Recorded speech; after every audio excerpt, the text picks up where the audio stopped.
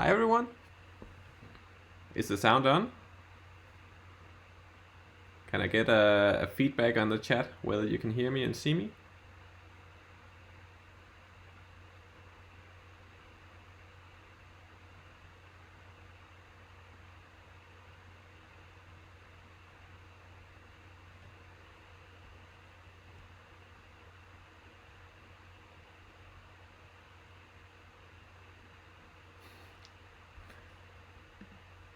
Okay. I can see me at least. And I hope you can hear me. Yes, I got a feedback. You can hear me. Perfect. Welcome everyone. I am so happy you wanted to join me for this today. This is a webinar. It's a version of a workshop I gave recently at the Celebration R conference, and this is the very first time I'm doing any screencast. So you are actually just watching me learning to do fancy stuff on the internet, and I hope I don't mess up too much. If I do, I hope you can forgive me. So this is the plotting anything with ggplot2 webinar, the Corona edition. What it simply means is that I figured we're all stuck at home, or at least in a very peculiar situation right now, and we might as well try to make the best of it. This is like a 4 or 5 hour workshop. We won't do all of it today, but we will take the first half. So expect that this will take between 2 and 3 hours, more or less, and then we'll take the later half at another convenient time. My planning and my schedule is also a bit strained at the moment, so hopefully sometime next week. So just a quick word about me.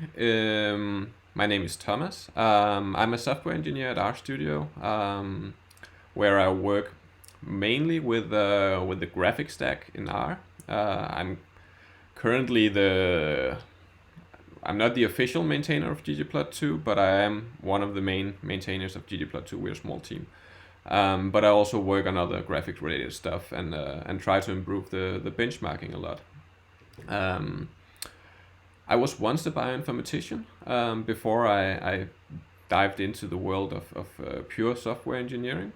So I have that in my backpack. And I do blog a bit on dataimaginist.com. You can follow me on Twitter, which is also where you'll probably see the next date for the rest of this this webinar. And I'm also on GitHub, obviously, where you can see all my different projects. So about today, this evening, this morning, this night, whatever time it is for you, we're going to talk about 4 main sections. The first we're going to talk about is the grammar of graphics.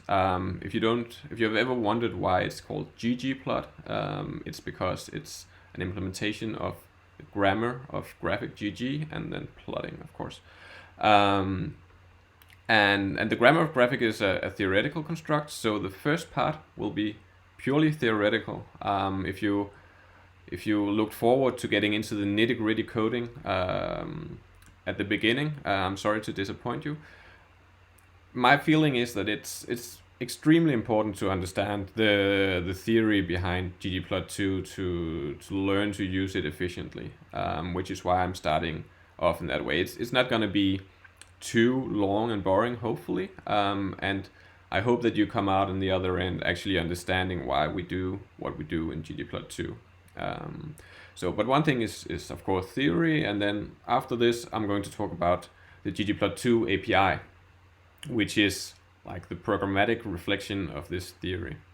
And these are the 2 parts that we'll be discussing today. And then in a later webinar, I'm going to talk about what I'm calling beyond ggplot2. ggplot2 has been successful in nurturing a quite vibrant ecosystem of additional packages that improve on the current ggplot2, what I would call base ggplot2. improve on that by adding new features and new capabilities to the API.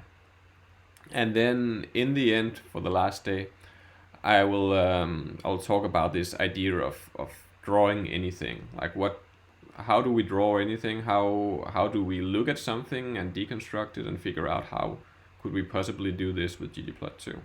Okay. So that's about today. There's also a lot about not about today, which are all quite integral to working with R really, and therefore also quite integral to working with data visualization and ggplot2. But we won't talk about it because it would simply be too much to have in a workshop or webinar. And there is also a lot of fantastic articles, fantastic material online that you can learn about. So one important part about plotting, of course, is data import. There are some packages here that you can look more into. There's the readr package, there's a read Excel package in Haven. readr is for tabular data. Read Excel is for reading Excel files into R. Haven is for reading data from SAS and SPSS and so on. So these are different ways of getting your data into R, and they all have web pages that you can look into yourself at a later time. There's also data manipulation, which is of course also absolutely important, and I would say is probably what constitute around 80% of any remote or any kind of complex data visualization. A lot of it is simply just data manipulation, and we won't talk about it. You can look into tidyr and dplyr if you're into the tidyverse. You can look into data table if you prefer that syntax. I personally don't care what you choose. They all have web pages, they all have extensive documentation and so on. And then we won't really talk that much about R programming in general, like R as a programming language. I do hope that you're a bit familiar with it because we're going to look at code, obviously, for the next couple of times together, but we won't really discuss how the syntax of R is and so on. And it's a fantastic time to not know anything about R programming, in the sense that there is a huge amount of free online material available. R for data science and advanced R programming and R packages are all excellent books written by Hadley Wickham, who is also the original author of ggplot2, and they are all available for free online. So go read these. Even if you're a seasoned programmer, I'm pretty sure you can find things in there that you didn't know about, and it will of course spill over to how effectively you are at using ggplot2. But we will not talk about it today. So today we're going to be working with, well, these slides, but there will also be exercises. You can head to this GitHub repository with the links shown on screen, and there will be, well, both these slides will be there as a PDF, but there will also be an R Markdown file that you can download and open up, and there will be exercises. It won't only be exercises. There will also be code for all the different plots that I'm showing today. So every time there is a code example and a plot that I'm showing you, the code is actually there in the Markdown file, and you can execute them as we go, which I will encourage you to do. Just to follow along, executing the code as we talk about it. It's a great way of getting into, like, accepting that it's not just my gospel, but it's true that when you execute this kind of code, the output looks like this. And a slight detour from how I did it during the workshop is that we won't take off time for you to sit down and solve the exercises. Instead, I will live code them to the extent possible. If you don't want me to spoil the solution for you, you can simply just mute me. If you're watching this at a later time, because this is getting taped as well, you can simply just pause the video and sit down and solve the exercises, and then continue on with the screencast. Just to see if everything is working, we have this exercise, our Markdown file, And this is what you can download from the workshop repository that I showed you. And if you're not familiar with Markdown files, if you open an RMD file up in RStudio, you'll see that it's a mix of prose, like freeform text, and then we have these kind of weird little backslashes, and along with some different things. And inside here there are code, and code like in here can actually be executed. So if we just slide down to the first introduction here, we can see that if you have your cursor on a line, you can command or control and then enter, and this will actually be executed as a normal R command. And when you do that, you can see that we get some output. And usually the output in this workshop will be that of a plot. And then you can just simply follow along as we go, executing the code and so on and so forth. That's a great way of following along.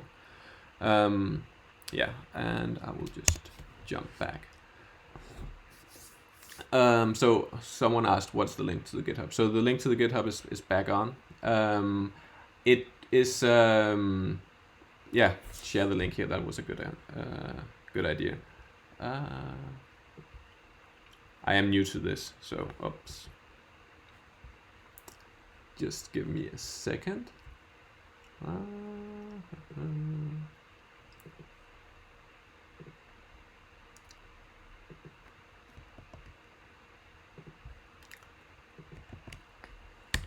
So I just pasted in the link in the chat room for you. Okay.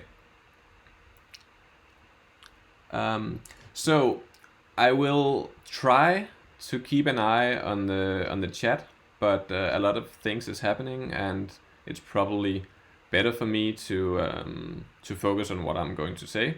So if you have questions, do put them in the chat, but I cannot promise that I'll see them. Another thing that's related to that is that if you don't have questions and just want to say hello and so on, it's probably best if you don't, just because it will mean that whenever something is happening in the chat, it will be a question and I'm more likely to see it. Okay? I am absolutely amazed by all the people that are here, and I'll just say hello like this, and we'll leave it at that. Someone is asking which version of ggplot2 is needed, and it's the recent version, the 3.3.0, that we'll be working on. Someone is asking, do you have a delay? I have no idea what that is, so I probably don't. Is R Markdown similar to IPython notebook? Yes, it's quite similar. So you have code blocks, and you have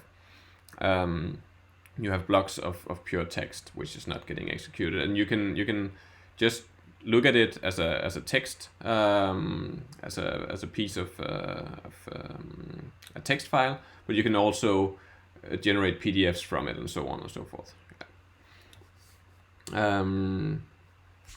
Perhaps just put the link in the description. Yes, that's an excellent idea, and I'll just do that. There we go. Okay. So anyway, as you can probably see right now, this is all new to me. I have never done a screencast before, so I will try to read through all your fantastic ideas and comments after I have given this, and perhaps I'll be more educated about how to probably do this the next time. So is this live coding? You can sit on your own computer and code with me if you want, as I talked about, and the video will be available later. Okay, let's get going. So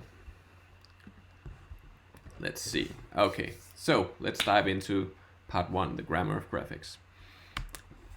So the grammar of graphics is not just something that kind of existed forever. It's something that has been developed by a guy named Leland Wilkinson, and it has been written about in his book, The Grammar of Graphics. And the first edition came out in 1999, which last time when I gave the workshop, I said, well, so it's a pretty recent book, and then I figured out that I'm just extremely old at this point, which is kind of sad.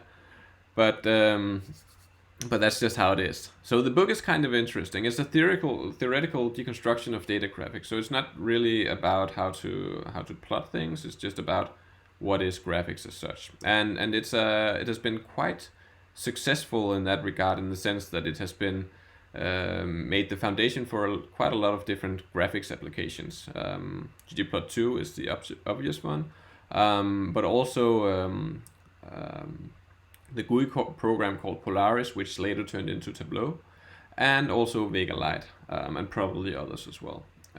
So in that sense, it has been extremely successful in the goal that it set out to be, which is exactly to create a better foundation for software that provides APIs for doing graphics. So the book is kind of interesting in the sense that it's not really interested in why should we choose this bar chart? Why is a pie chart not as good as a bar chart, or whatever? Like, a lot of data visualization books are very, very focused on this aspect, and it's a very important aspect, but not for this book. Like, it doesn't really care about it. It's also not interested in beauty, so it's not a book that you should read to figure out how to make like stunning, beautiful charts. It is also not really interested in algorithms, like which algorithm should I use to create the most efficient map plotting or whatever. Like, it doesn't really care about that. It is, however, very interested in how you design this system that then can allow all of this. And the second chapter in the book, after a brief introduction, is really just how to make a pie, like a pie chart, not bake a pie. And then this is just a whole chapter figuring out like when we say we want to make a pie chart, what do we have to think about, and so on. And the rest of the book is really just a deconstruction of this thought process, trying to figure out how can we generalize all of these ideas and so on. Is it a book that you should, like, after this webinar, just storm out and try to get a hold on? Probably not. Like, unless you have read like a dozen or two different visualization books, I don't think it is that important. Like, the importance of this book is really in the different programming packages that it has inspired, and you don't really need to read this book to understand ggplot2 or to understand Vega Lite and so on. But understanding a bit about the grammar of graphic is very, very good when it comes to understanding the API choices that ggplot2 makes, for instance. So the idea of the book is that before this book, it was not like there weren't any theories about plotting and visualization and such, but in general, when it came to designing programs or APIs for creating graphics, the world was such that you had a function that created a pie chart, you had a function that created a bar chart, a function that created a line chart, and so on and so forth. And that's all well and good. Like, you can get a lot of stuff done like this. But what he set out to do instead was to say, well, this is kind of stupid in the sense that we have more than 4 chart types, and at some point this become unmanageable. So instead of looking at these things as just separate entities, he just said, well, these are all just representatives of graphics. Now, this just kind of sounds like, well, that's all great, but what is graphics? And well, the rest of the book is really just about that. What is graphics, and how do you think about graphics? How do you talk about graphics? Like, what kind of vocabulary do you need, and so on. So the book is really a decomposition of graphics into its constituents, and there is a lot of these different plots that I'm showing here on the right, where you have the different constituents. They are all not in complete agreement, and my version is erring to the side of the ggplot2 API, doesn't really matter. The main parts are all there anyway. So there are all these different parts to a graphic, like there are data, mapping, statistics, scales, and all that. And if it doesn't make any sense to you right now, don't worry, we'll have hours to learn you about this. But he figured out that there are these kind of cardinal ideas around graphics. And he also sat down and said, well, how do all these things relate? How does data relate to the rest of the plot, and so on and so forth? And this is really like the grammar of graphics right there, in the same sense that a language grammar describes different types of words and different ways that they can be related to each other. So it's a theory around the structure of language, and the grammar of graphics is a theory around the structure of graphics. Okay. So so what he came forth with was this idea that we had on the one side this idea that we have pie charts and bar charts and all this, and then he came with this idea that, well, we don't talk about that over here. We talk about themes and coordinates and facets and geometries and all that. And as you look at this, like, his worldview seems much more complicated than the worldview of pie chart, bar chart, line chart, scatter plot, right? And that's fair. Like, that's a fair criticism. But what you should think about is that I don't think it takes too much imagination to figure out that there are more than 4 different chart types, right? And new ones are getting invented every day. And the interface to creating these new plots comes from different people and so on. So, like, it's not 4 bubbles to the left. Like, it's 100 bubbles or whatever. And in that kind of view, then his idea of maybe 8 or 10 different, like, fixed ideas, cardinal ideas about graphics doesn't seem so complicated at all, right? Because the great thing about the grammar of graphic is that it applies to every type of plot. Like, there is no theoretical hindrance for the grammar of graphics to not be able to describe any type of plot in existence. Now, whether the API supports that, that's a different discussion, and it doesn't support everything, but it does support a fair amount of things, right? So if we just briefly go through these different ideas, or briefly, I don't know, but at least semi-briefly. In the bottom of everything is data. Like, without data, you don't have a data visualization. You have maybe, you may have a graphics or whatever, but even a graphics without data is kind of boring, right? So data is like the sole most important thing in data visualization.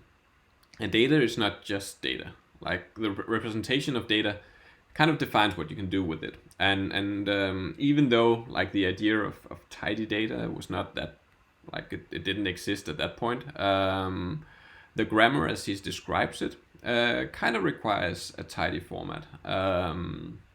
He talks about having accesses to the different variables in the data that would return, like, vector type information. So this is kind of the same as a tidy data frame, right?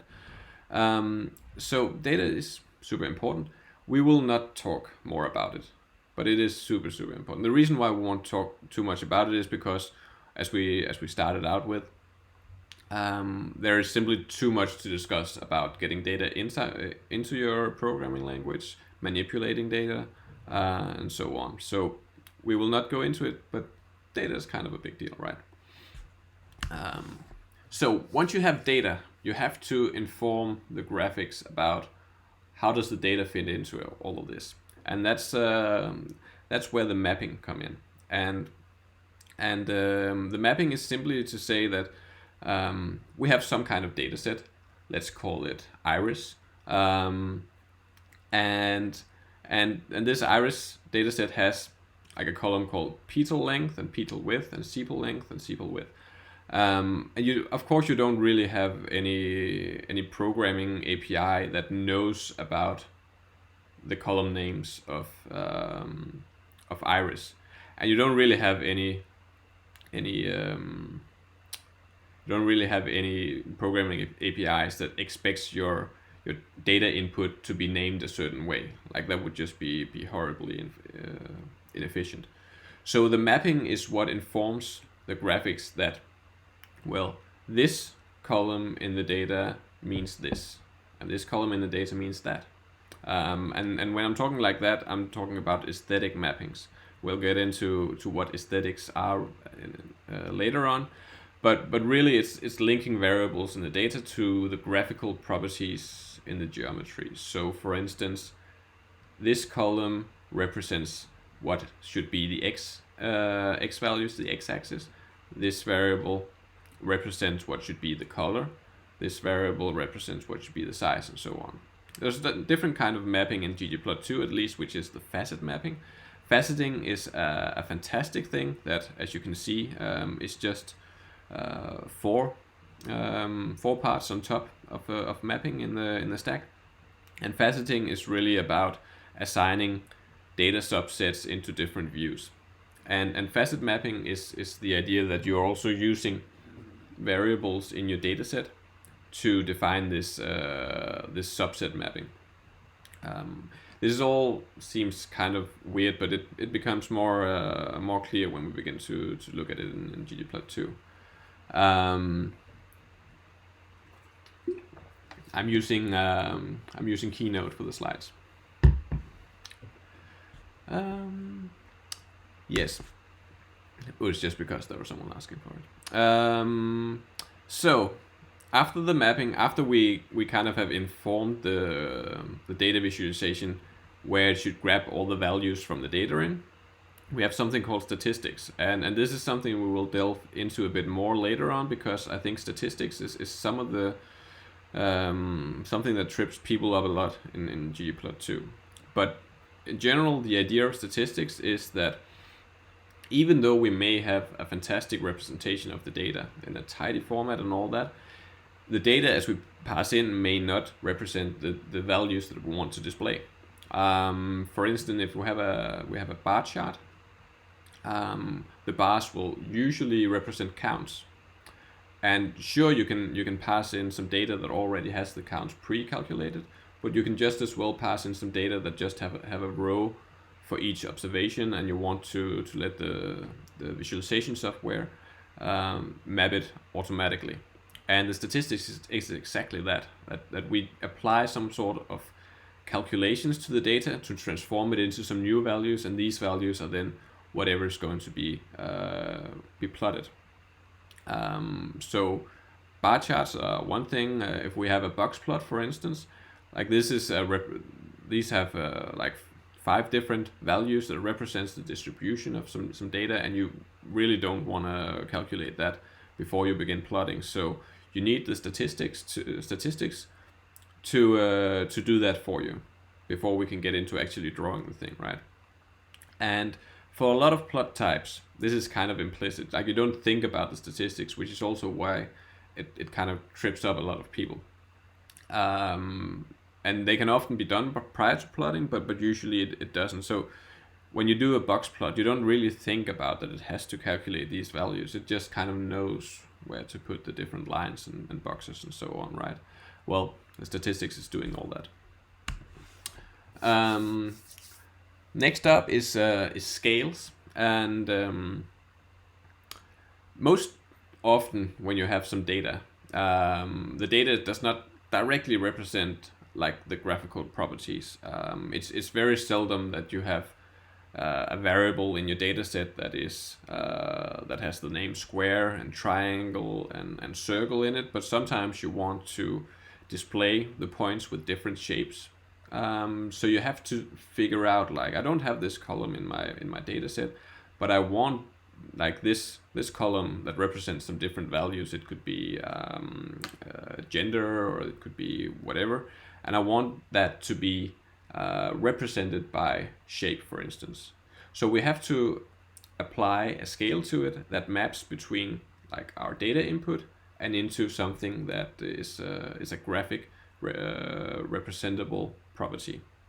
So so a scale translates back and forth between like the ranges of variables and the property ranges that you have. So, for instance, if you have categories, it can be different types of cars, for instance, and you want to represent them as color. Then you say, well, this scale takes care of translating Audi to red and Mercedes to blue and so on and so forth. And it can actually also translate back, so it knows that blue is actually Mercedes and red is actually Audi and so on. But it's not only categories, of course. Like if you pass in numbers, those are continuous and can be used for continuous graphical properties. For instance, if you want to map something to the x-axis, we have numbers and we translate that into positions, and that is like deep beneath it all. It's mapping it to a 0 to 1 interval that kind of scales it correctly inside the plotting region. But that's just technicalities. And the scales kind of imply that there's differences between data. Like data can have different types. Data can be discrete, like categories. It can be continuous, like numbers. It can be some specific type, like a date or a time or whatever. It can be an ordered factor and so on. And the different type of scales actually specify the interpretation of the values, right? Okay. So now we're getting to like the meat of it, which is geometries. Really, this is, at least when you're using ggplot2, geometries is more or less all you think about most of the time. And geometries take care of taking all these scale values that comes from the mapping that may have been transformed by statistics, and it say, well, I'm thankful that you give me all of these values. I'm going to interpret all of these values in a specific way. So, for instance, a point geometry will take all of these values, x and y values, maybe size, maybe color, and so on, and just draw some points on your plot. Whereas a geom line or a line geometry will take exactly the same data, but it will connect them, right? So the same data input can have a vast array of different geometric representation, and the geometries are really how you specify that. So there are some base geometries like point, as we talked about, line, polygon. These are all kind of basic building blocks, but we can also have more complex geometries, like a box plot geometries takes the calculated statistics from the box plot statistics, and it understands them and knows that it should both create a rectangle and some lines and so on and so forth. And the geometries are to a very high degree what defines what your type of plot is. Now, is that just simply the same idea that we have bar charts and we have line charts and so on? So now we're just stuck with bar geometries and line geometries and so on? Well, kind of, but not exactly. And one of the things is that plots are not limited to single geometries. You can have multiple layers of different geometries. But also, right now, we have kind of extracted all of the things that also goes into a bar chart or a pie chart or whatever, and put them into something that's shareable between different geometries, like the scales and statistics and mapping and so on. So we talked briefly about facets when we talked about mapping. So facets is the idea is that when you have a plot, you have some plotting area, and usually you just have a single plotting area, but you're not really confined to only having a single plotting area. You may want to split out your data into multiple smaller multiples, as it's called in data visualization, of the same type of plot. And this is a fantastic thing to do, and we'll talk more about it when we get into how to do it with ggplot2. But basically, it allows you to declutter your data, and it allows your brain to reuse the ideas that it has from one of the plots and apply it to the other subplots. And the panel layout, like the layout of the small subplots, may actually have meaning. So you can have a layout that in and of itself carries some additional meaning. So the facets are a kind of a weird concept that is kind of unique to the grammar of graphic in that sense. But it's an extremely powerful feature, and especially when you want to investigate your data, like when you're doing plot-driven data investigations, like. And almost the last, we have coordinates, and coordinates are kind of an interesting thing, right? Because for a lot of people, coordinates and scales are kind of the same, because we're doing scaling both of like for color, but we also do it for positional things. But positional aesthetics are kind of special because variables, after they're being scaled, they are passed to the geometries, and the geometries say, well, I know what I'm going to do with this. I'm just going to plot them. But right before it's going to plot these things, the positional aesthetics, the x and y values, or the everything related to position, is actually passed through the coordinate system. And the coordinate system is kind of it's a physical mapping of the aesthetics onto the paper or onto the screen. So it's kind of the fabric that you're plotting stuff into, and usually a lot of people will not really think about it because we're used to having this Cartesian coordinate system where we have a horizontal x-axis and a vertical y-axis, right? And that's all we think about. But if you're into cartography and spatial stuff, you will know that the world is not that simple. It's quite hard to map a globular world down to a flat 2D surface. So there's a lot of different ways that this can be done. And even though we are having the same kind of latitude and longitude data, there's a lot of different ways that this can actually be interpreted. And the coordinate system kind of takes care of this. When we're talking about cartography, we're usually talking about different projections, but what it really is, it's different coordinate systems, right? You can so coordinates are specific to, or coordinate systems are specific to the positional aesthetics. They're not really something that is similar in the same sense for the other different aesthetics. I would say it's vaguely similar to a color profile if you know about color theory. Because the scale kind of just maps things like data input to actual colors like red, blue, yellow, whatever, maybe even RGB values. But what these RGB values actually mean on a piece of paper depends on the different color profiles that you're used to printing it with. So in that sense, it's like a second layer of translation after you've done the scaling, and that's kind of the same as the coordinate system. You don't really have any say in that when with colors, because it's just like the printer and your software that takes care of all that. But it's kind of the same concept, right? And in the end, the very least, and also kind of the least important thing, I would say, is the theming. And this is really like, we haven't talked about the visual look of the plot up until now, and that's because it doesn't really flow from the data itself. Like which font should you use, like what's the color of the background, what's the color of the grid line, and so on. All of these things are not related to the data. Like those are related to your aesthetic sense and what you want to do with your plot.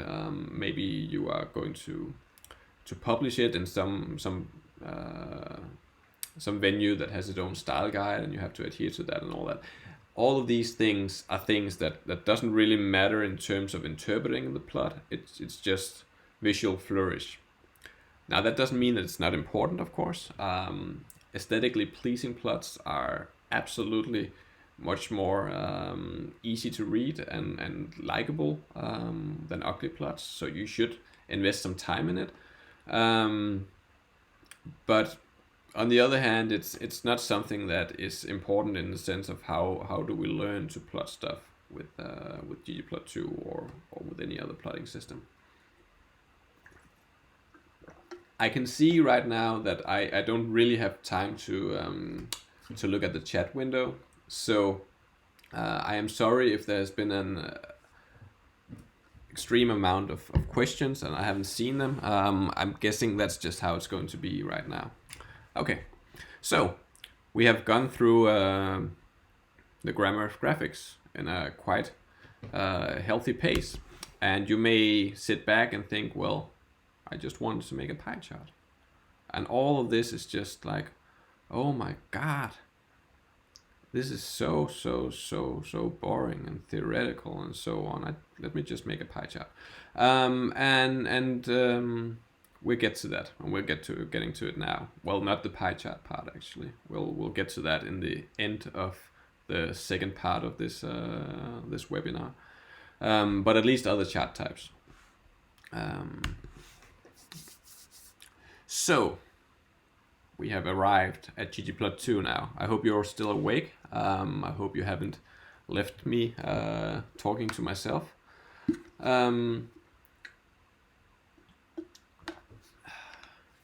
Because we are all here to learn about the ggplot2 API, right?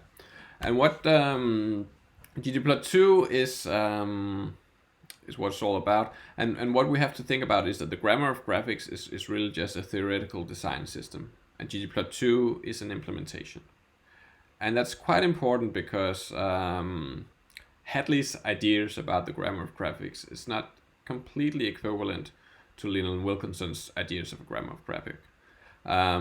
Part of that is that Leland didn't have to actually invent a plotting system, and Hadley had to, and at some point life just gets in the way. Like, you have to figure out how something works and is actually usable, and you may have to make concessions, you may have to rethink stuff, and ggplot2 has had to do that, and actually continues to do it, because ggplot2 is getting continuously developed, and we figure out new ideas along the way. But and the important part is that well, the spirit of the grammar of graphics lives on, and if you understand the grammar of graphics, you understand the ggplot2 implementation as well. There are just sometimes technicalities that differs a bit, and as we talked about before, ggplot2 is not like, it's not the only implementation of grammar of graphics. Like Tableau and Vega Lite is also out there, and certainly there are other plotting systems that uses the same ideas. I think ggplot2 was one of the first ones that became big and widely recognized, and I think also that ggplot2 has probably inspired a lot of the other implementations in that regard. But ggplot2 is not like the only idea that you can about how you can implement grammar of graphics. Like, it's just one approach to doing it, and we think, of course, that it's a valid and good approach, but others can have different ideas, right? So, code at last, after me droning on for a long time. So I don't know if any of you have managed to find the exercise markdown file and get it open, but this is the time where you can begin to yeah, there we go. This is the time where we can begin to follow along and do coding as I speak. So every time we have a slide like the one I just showed you before, like this, you will actually have the code. You'll actually have the code in this exercise as well, and you can just execute it as we go along, right? And if you don't have the code right now, don't worry, the video will be up indefinitely, and the GitHub repository will be there as well, so you can just go back, rewatch, and just follow along in your own accord, right? Okay, so back to here. Okay, so how do we make a plot with ggplot2? And we'll just take it as we go, but we will actually go through it in the same like in the same progression as we just talked about, like fixating on different parts of the grammar as we go along. But just some standard API things. When we have a standard ggplot2 plot, it will look something like this, right? We start with a ggplot call, which defines that we are now creating a ggplot, and then we define some data.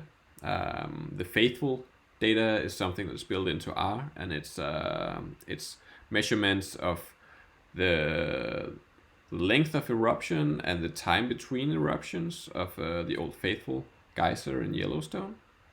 So it's just there, and it's kind of boring, but we'll just use it for show and tell. So we tell ggplot2, or the ggplot call, what the data is, and then we have this mapping that we talked about before, and the mapping we define with this ES function.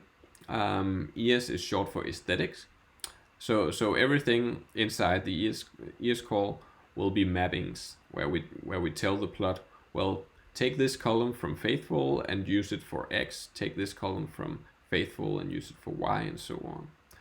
And what you will probably quickly see is that we don't have any quotes around eruption and weighting. Like, we don't pass it in as strings. We pass it in as these kind of weird language, unevaluated language variables. And if you're not used to both the tidyverse and ggplot2, that might freak you out, because inside our programming environment, there's no variable called eruptions. There's no variable being called weighting. But in ggplot2, these calls x equals eruptions is not evaluated immediately. They are kept for later on, and then they are evaluated on the data. So eruptions will be the column eruptions in faithful, and weighting will be the color weighting in faithful, right? And then we add a geometry to it. Here we just say geom point. How do we want to draw this plot? And the way we add it together is with this plus. And if you're used to tidyverse, you will probably be more used to the pipe right now. If you're not used to the tidyverse, don't worry about it. But in ggplot2, which kind of precedes the tidyverse, we use the plus sign, and it actually makes kind of semantic sense that we are adding layers to the plot. We are adding new definitions to the plot. So it all makes sense. And this code, if you execute it in your markdown file, will yield the plot that we have here to the right. So that's not that bad, right? Kind of a bit more than if we just typed plot parentheses faithful $ eruptions, faithful $ weighting, and so on. It's a bit more text, right? But it's not that bad. Now you may see it in a different way as well. Like maybe the mapping is placed inside the geometry. That might trip you up. And maybe even the data is also defined within the geometry. And these all yields the same type of plot, but there are slight differences to it. So in the first version, we set a global data that is getting inherited by all the geoms and layers that we add to it. And we define a global mapping that is likewise inherited by the different layers afterwards. Whereas in this case, we have global data, but then we have a layer-specific mapping. So if we add a new layer to it underneath, it won't inherit the mapping of taking X from eruption and Y from weighting. And in this case, we don't have any global data at all. We just have data that is specific to this layer, and if we add a new layer, we have to specify some new data as well. Okay. So if we want to, and just one last thing, here I have been super nice and just set mappings equal and data equal. And usually when you see ggplot2 code, it's not that nice. Like, we are so used to having the first argument of ggplot being the data, and the first argument of geometries being the mapping, so we don't really type it out. Now that is probably bad practice, because unless you're used to ggplot2, it makes the code harder to read. But that's just the sad fact of the world we live in. Anyway, so this is kind of this is the syntax that I'll use mainly from now on. Usually you have some global data for your plot, and usually you have some layer specific mapping. So usually when I write ggplot2 code, it will look kind of like this. And inside the mapping, you can not only map positions, you can also map all the other aesthetics that we talked about, for instance, color. And here you kind of see one of the great things about not passing strings into strings which are names of the columns in the data, because when we see with color here, the mapping to color, it's actually an expression. So we can say, well, the color should equals whether the values in eruptions are smaller than 3 or not. And it's hard to do that with if we pass in strings, right?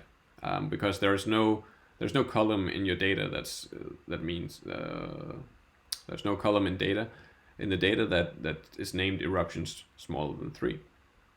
And if you wanted that, you had to pre-calculate it and so on, and it will just kind of be more annoying to work with, right?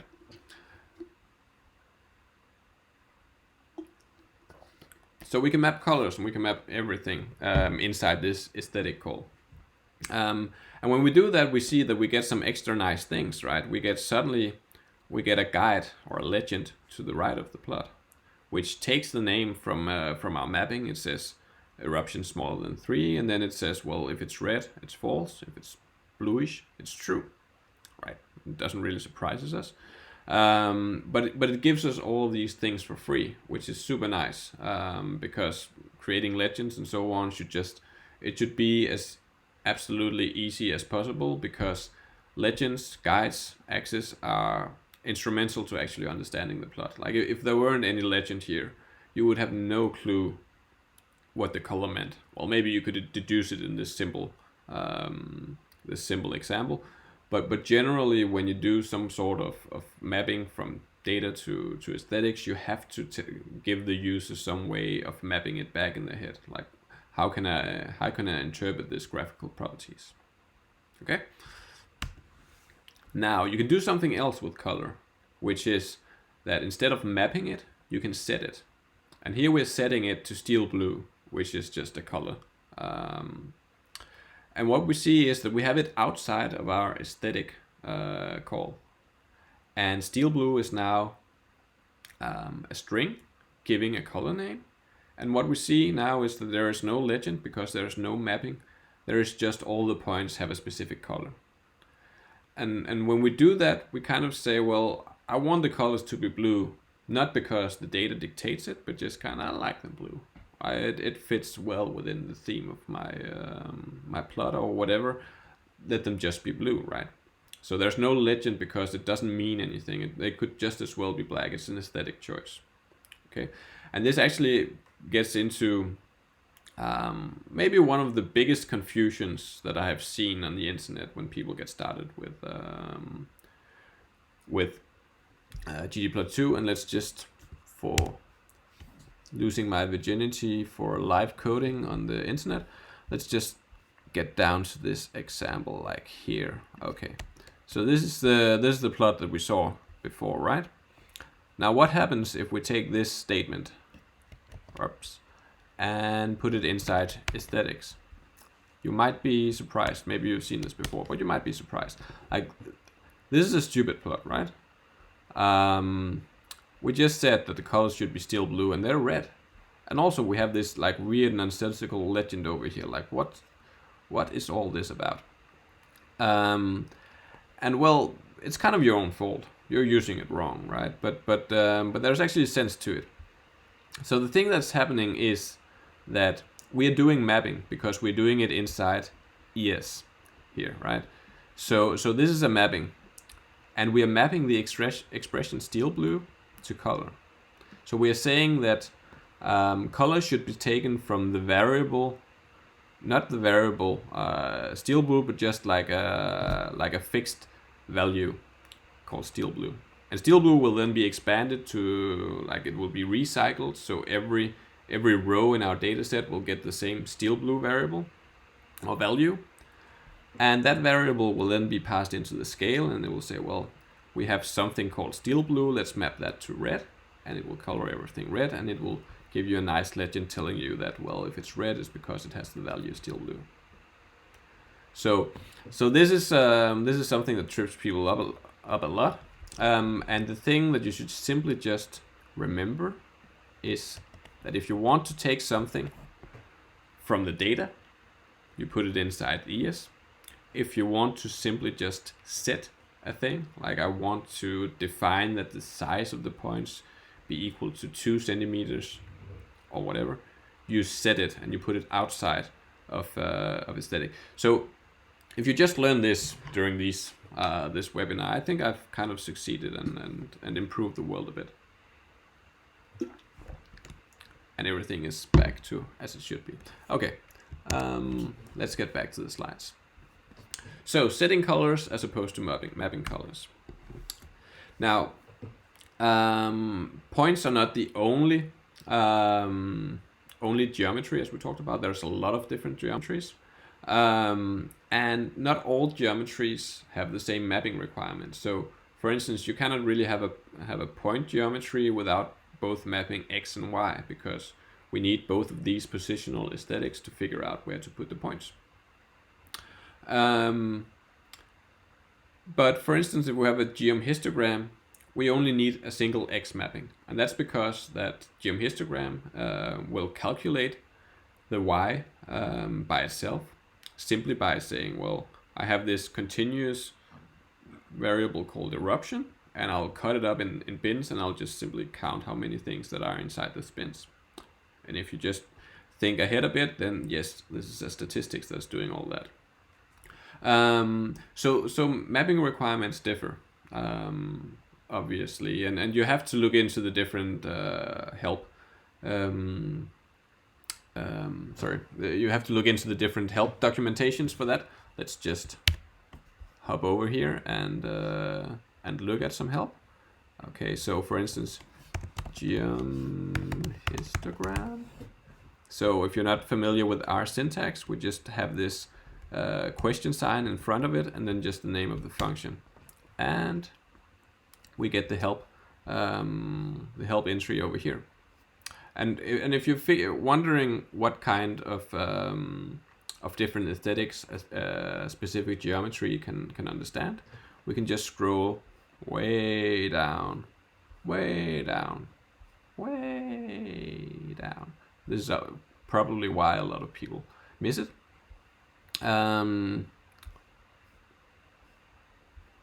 So aesthetics over here. Now that's actually a bad example, but anyway, geom-histogram uses the same aesthetic as geom-bar, so let's just look at that because that's more representative. So we scroll way down, and we have aesthetics. So most of the geometries have this section called aesthetics, and it will say, well, geom-bar understands these different aesthetics, and if it's in bold, it's required. You have to do something with it, right? You have to provide something. So there's X and Y for geom-bar, and there's alpha and color and fill and all these, but these are not required. Okay, so different layers have different requirements and different knowledge of different aesthetics and so on, right?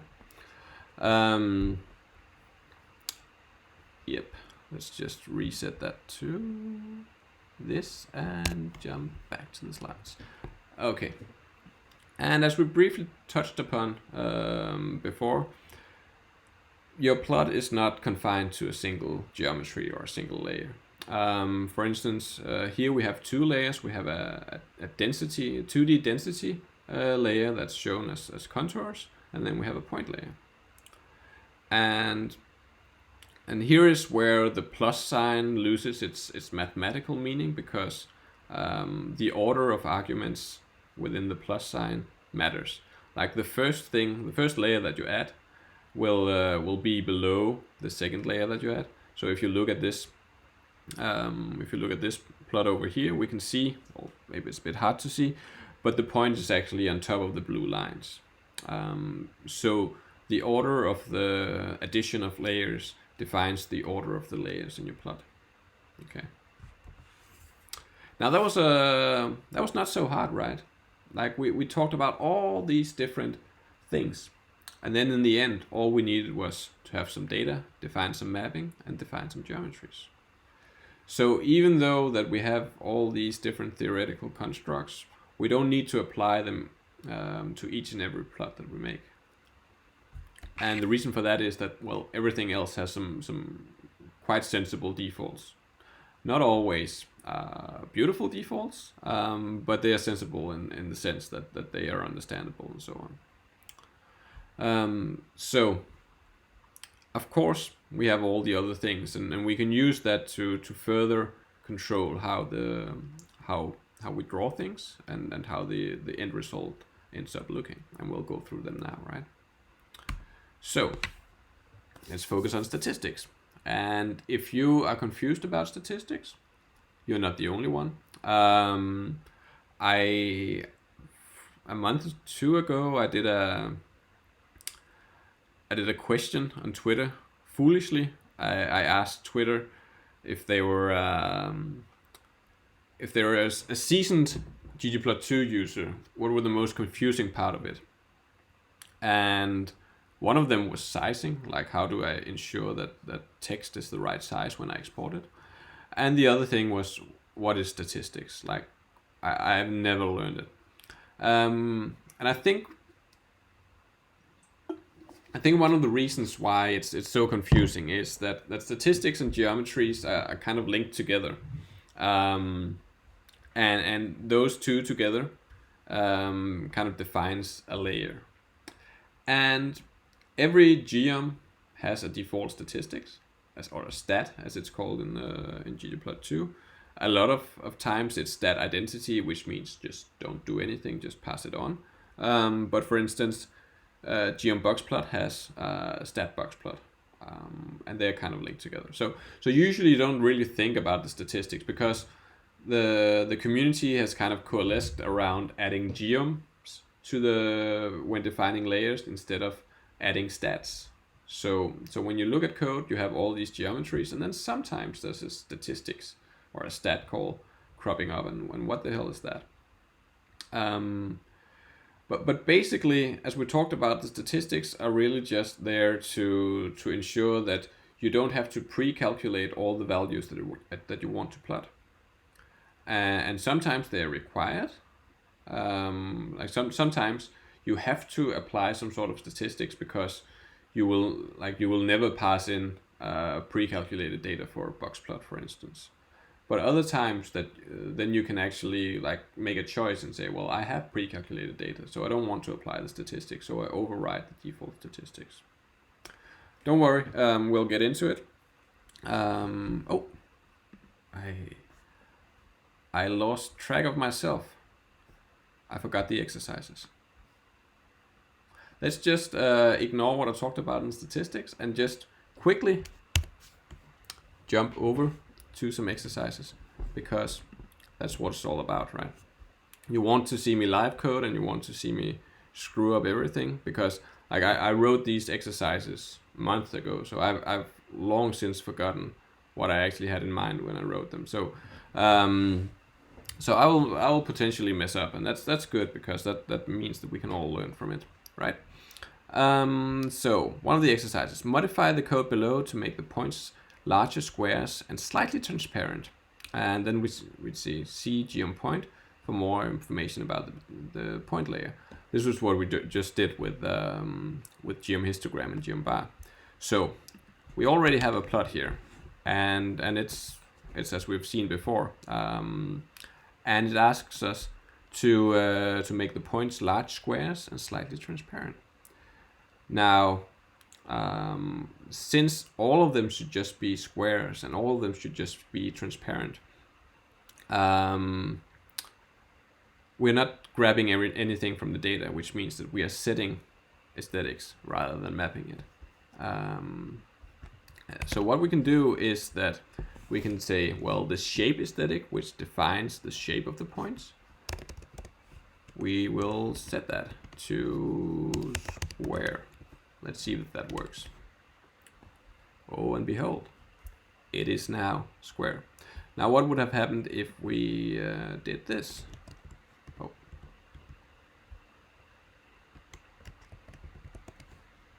Would that make sense? Not at all. We run into exactly the same thing as we did with the colors, right? So we want to set it instead of mapping it, right? And we also want them to be slightly transparent. So to understand that, or to figure that out, you have to understand that transparency is controlled through an aesthetic called alpha, and that may not mean a lot to you if you're not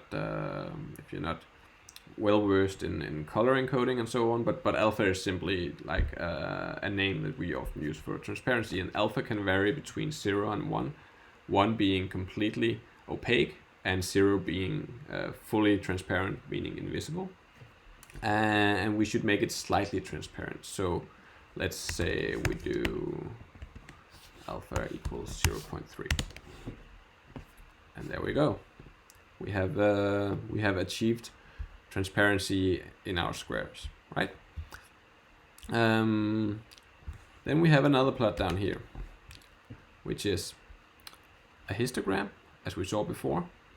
And now it says color the two distribution in the histogram with different colors. And it alludes to that we have like two different distributions here, and we want to give it different colors. Now we might want to do something like colors equals eruptions. Let's say eruptions is below 3.1, maybe. Eruptions is smaller than 3.1. And you will be surprised by the result, because this was not what we set out to be, right? Why is that? Well, in ggplot2 land, we have two different color-related aesthetics. We have one called color, and we have one called fill. And for things with fill, then the fill aesthetic defines the color of the interior, and the color aesthetic defines the color of the stroke. And does that make sense? Well, maybe, but that's just kind of a convention. You have to learn it. So we don't want to set the color aesthetic here. Even though we want to color it, we want to set the fill aesthetic here. And there you go. We have achieved what we set out to do. Okay, and what do we have here? Color the distribution in the histogram by whether weighting is above or below 60. So suddenly now we're not coloring the fill based on what we already have here, the mapping we already have here. We're coloring by something else. So let's say fill equals weighting below 60. Now what happens here? Now it actually does the right thing, right? It colors differently. But what do we see especially on the left? It can be kind of hard to see right here. Are they stacked together? Are they in front of or behind each other? What's actually going on? And if they are stacked together, like can it even figure that out? And what is really happening here is that something that we haven't really talked about at all, and I don't want to talk too much about it, is that for each layer there's also a position adjustment. And the position adjustment can actually say, well, after we've scaled everything, reposition something in the plot. And for GM histogram, the default is the stack position, which is position equals stack. Now if we change that to say position equals identity, what would happen?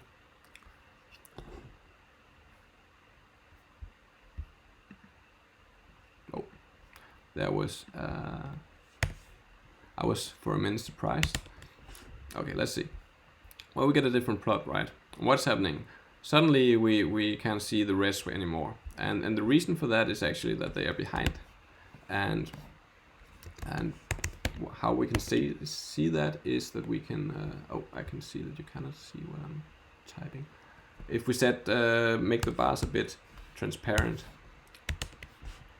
we can see that they're actually hiding behind them. So it's a sensible default to have them stacked instead. So we can actually see the different values.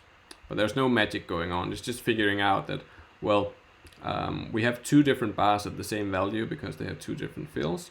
Let's just put them on top of each other. There are other types of positions adjustments, so you can have dodge, for instance, which puts them side by side to each other instead.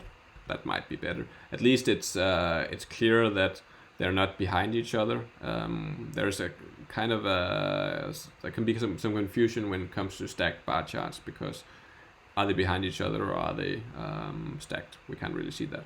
We can see it when we dodge them like this, but it's kind of an ugly plot anyway. Okay. So last little bit of exercise for now. Add a line that separates the 2-point distribution. And we're told that we can look into geom_app_line for how to draw straight lines from a slope and an intercept. So let's try that. We'll add a new layer, and we're using geom_app_ab_line to do that. And I'll have to do some spitballing here, right? So what's the slope going to be like? From here to here, I would say, any good guesses? 40? Minus 40, probably. Slope equals minus 40. Intercept.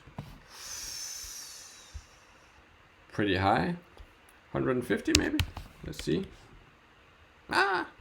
Slope is okay. Intercept should be definitely higher. Oh, that's too much. Let's put it in the middle, 200. Oh, that's good enough.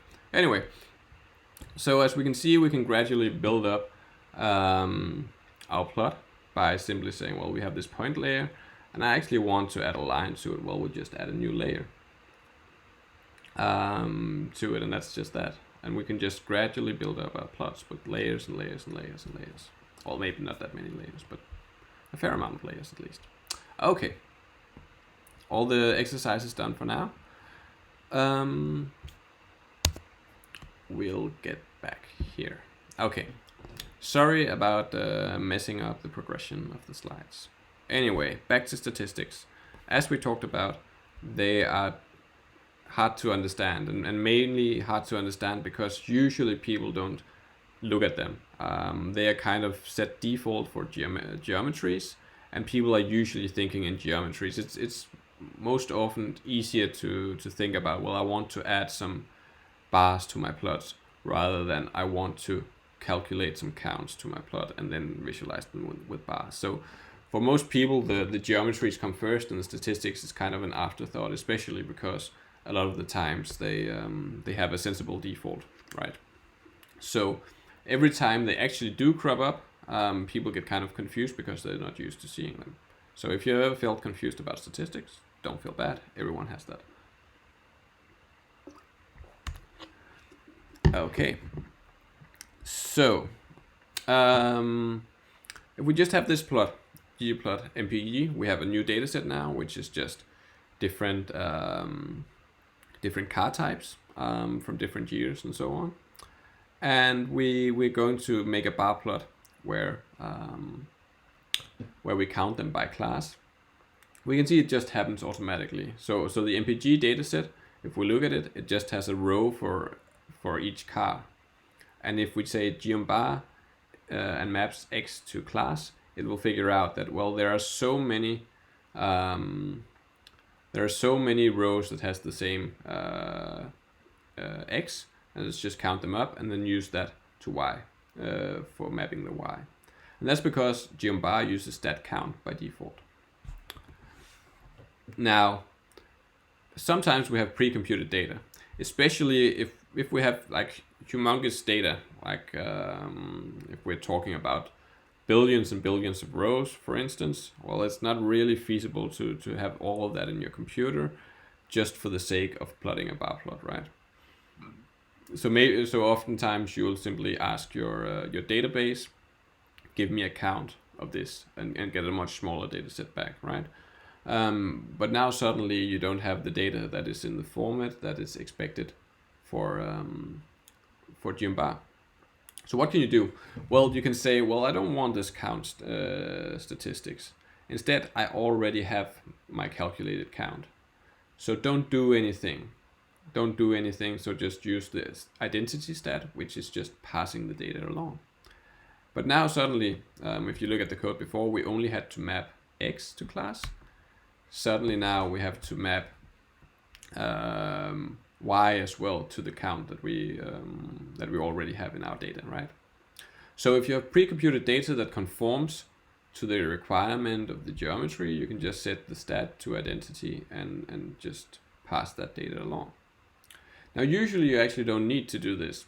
This is something that a lot of people need to do, like have GeoMBar with pre-computed data, and that is why we already have a geom for it, which is called geomcol, and this is simply just GeoMBar more or less with the stat set to identity instead. And this is generally true actually for ggplot2, which also works badly for the understanding of stats. The idea that we have geometries as the first class citizen and statistics as kind of the second class citizen means that for every or for most meaningful combination of geometry and stat, we will have a geom constructor, like for instance with geomcol, which is, you could say, well, why do we have geomcol? You can just have a geombar and set stat to identity. Well, it's getting used enough that it makes sense to have a shortcut for it, and this is in general how we approach it. So if there's a combination that is generally usable for a lot of people, you will usually see that we have a shortcut constructor for it, and you don't have to think about stats once again. Now, the stat is doing stuff, obviously. It is calculating new values under the hood, for instance, the count. Now, what if you wanted to do something with that? What if you wanted to do something with the values that comes out of the stat? Well, if you're an old-time ggplot2 user, you might know that there is a stat function, stat parentheses, for accessing these values. If you're an even older ggplot2 user, you may remember the weird ... variable name ... notation. I'm not going to show it here, but anyway, which is used to say that, well, this aesthetic is grabbed from the stat. It does not exist in the data that I pass in. Wait with evaluation of this aesthetic until after the statistics has been calculated. Now, this is kind of a weird concept, but in the new version of ggplot2, we have this. We have kind of consolidated all of these ideas, and instead of stat or ... we have this after _ stat function, which is used to mark an expression for evaluation after the statistics has been calculated. And I know this all sounds probably very, very weird, but for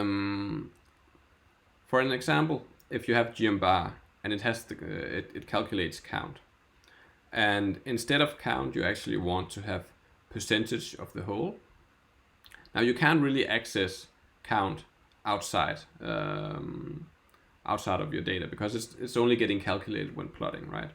So what you can do is that you can have inside after stat, you can map y to 100 times count, which is getting calculated by the stat, and divided by the total of count.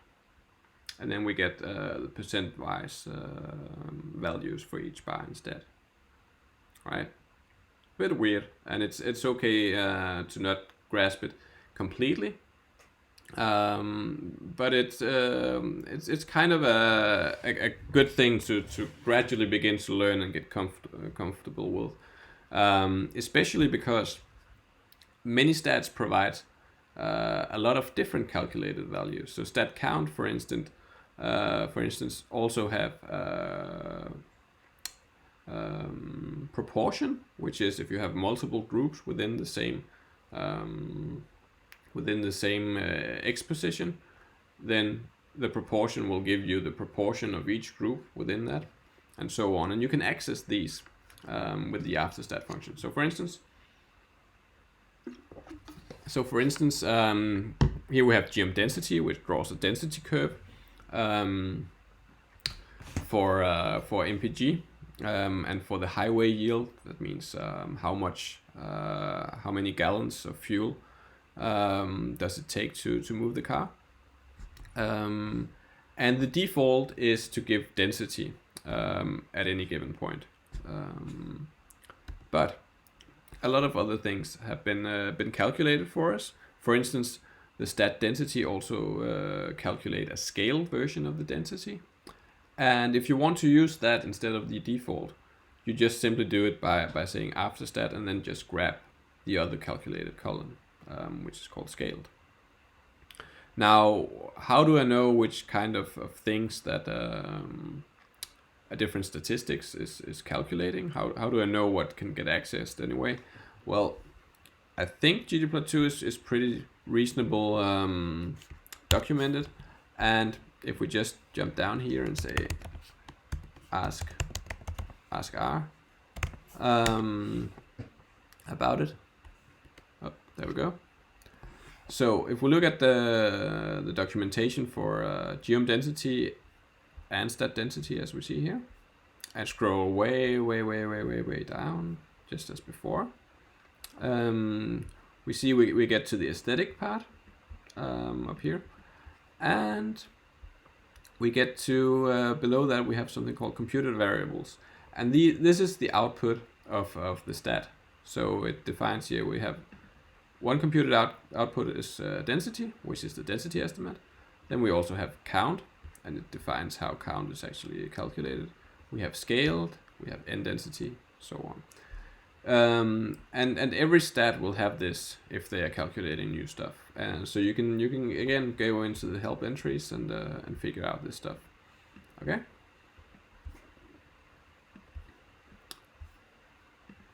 Okay.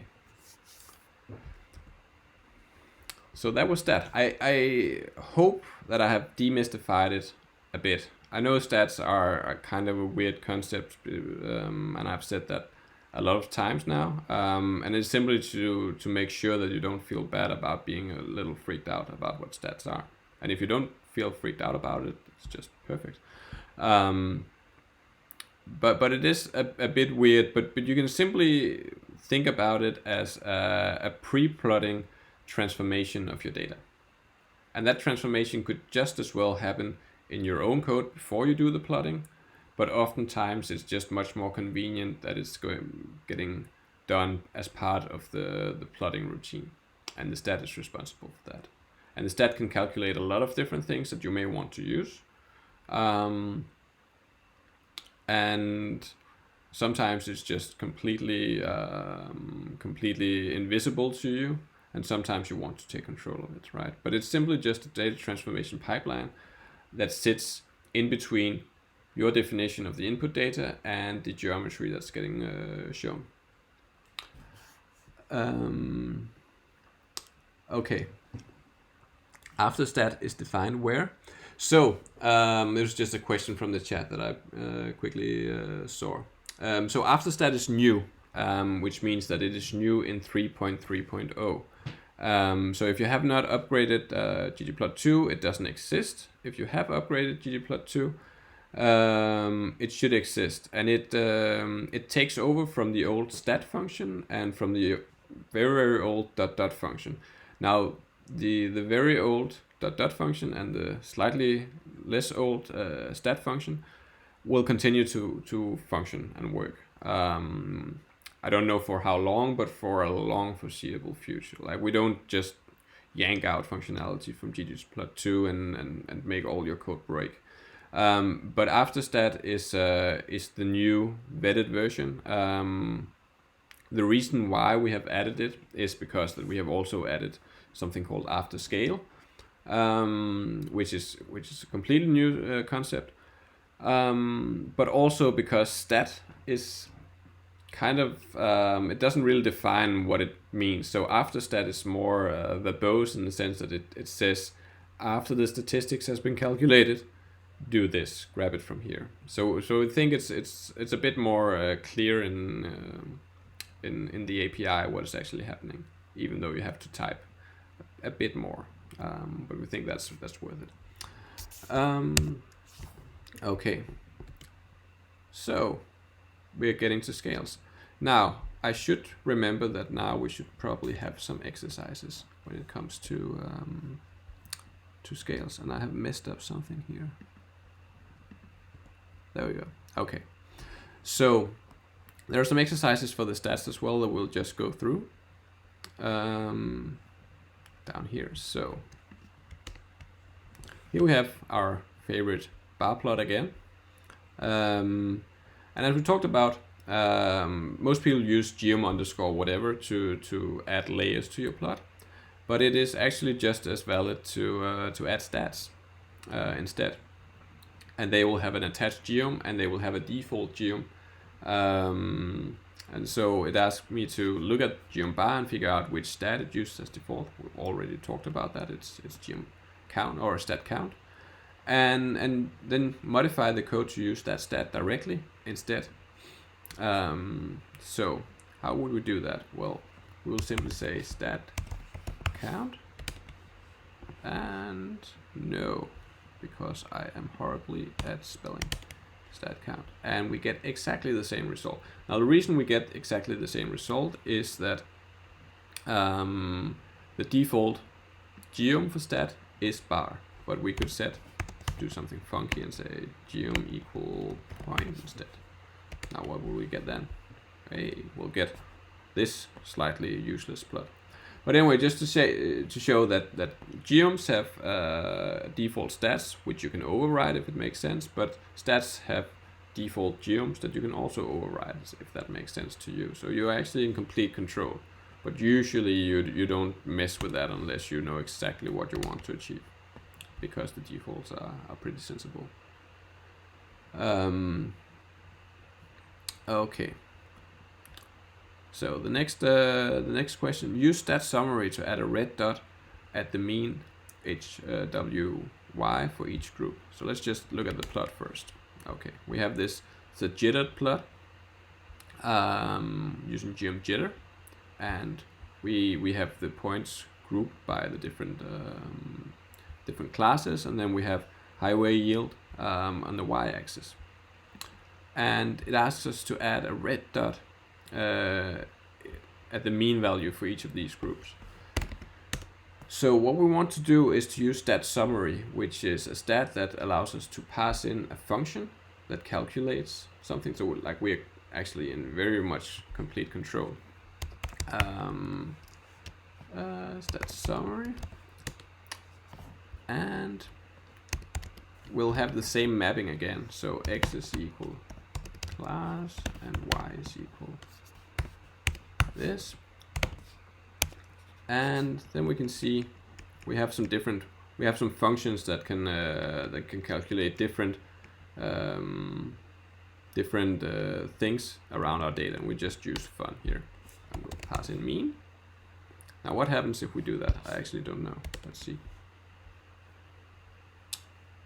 Well, it did something, like there's a bigger point in the middle. Maybe you can see that.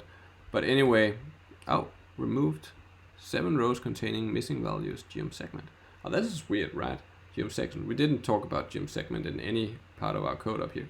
This is actually because the default geom for stat summary, let's just have a look at that. Summary, let's see. Stat summary, the default geom is point range.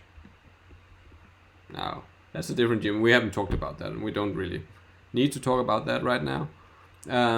But safe to say that we did not provide enough information for the point range geom, and it doesn't matter because here we just want to add a point.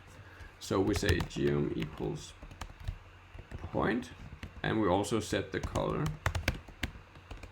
to red, right? Let's see if that makes sense.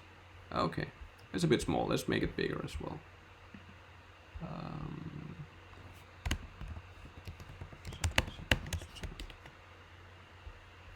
It's a bit bigger now. Okay. So here we have a stat summary that allows us to define various different summary statistics for calculating a single value for groups of data, and we could change this to be median, for instance, and we get a slightly different output as well. Okay. Oh, I even gave a hint. You'll need to change the default geom. There we go. Okay. We will go back to scales now. So, if you remember from the first part, scales is used for every type of mapping. So if we map something from our data to an aesthetic, then we need to scale it because, for instance, classes of cars like SUV doesn't have a geometric representation, right? We need to convert it to something else that makes sense in a plotting context, and the scales does that. So everything that you put inside the ES call will have a scale, and if you don't provide anything by adding it to it, it will get a default one, and it will pick something that is kind of sensible, and it will pick a default based on the type of data that you have mapped. So is it discrete or is it continuous, so on and so forth. And this is why we haven't really needed it before, because it simply just picks reasonable defaults for us. But if you want to take control, you have to add them specifically. And scales follow a semi-predictable naming scheme. In the same way that you have geom underscore, you have scale underscore. And then we have the name of the aesthetics. For instance, color, we have scale underscore color. And then we may have underscore something else. And that something else is why it's semi-predictable, because it might be scale underscore color underscore continuous, which gives kind of the type of the interpretation of the data. But especially for color, we have all these weird different color palettes, and they can be named in this type argument as well. So the last part of the scale name is kind of unpredictable. Yeah. I just had to collect my thoughts there. Okay. So let's have a look here. So up here, as we've kind of seen this before, we're not only mapping X and Y, we're also mapping colors to something. We're mapping color to class.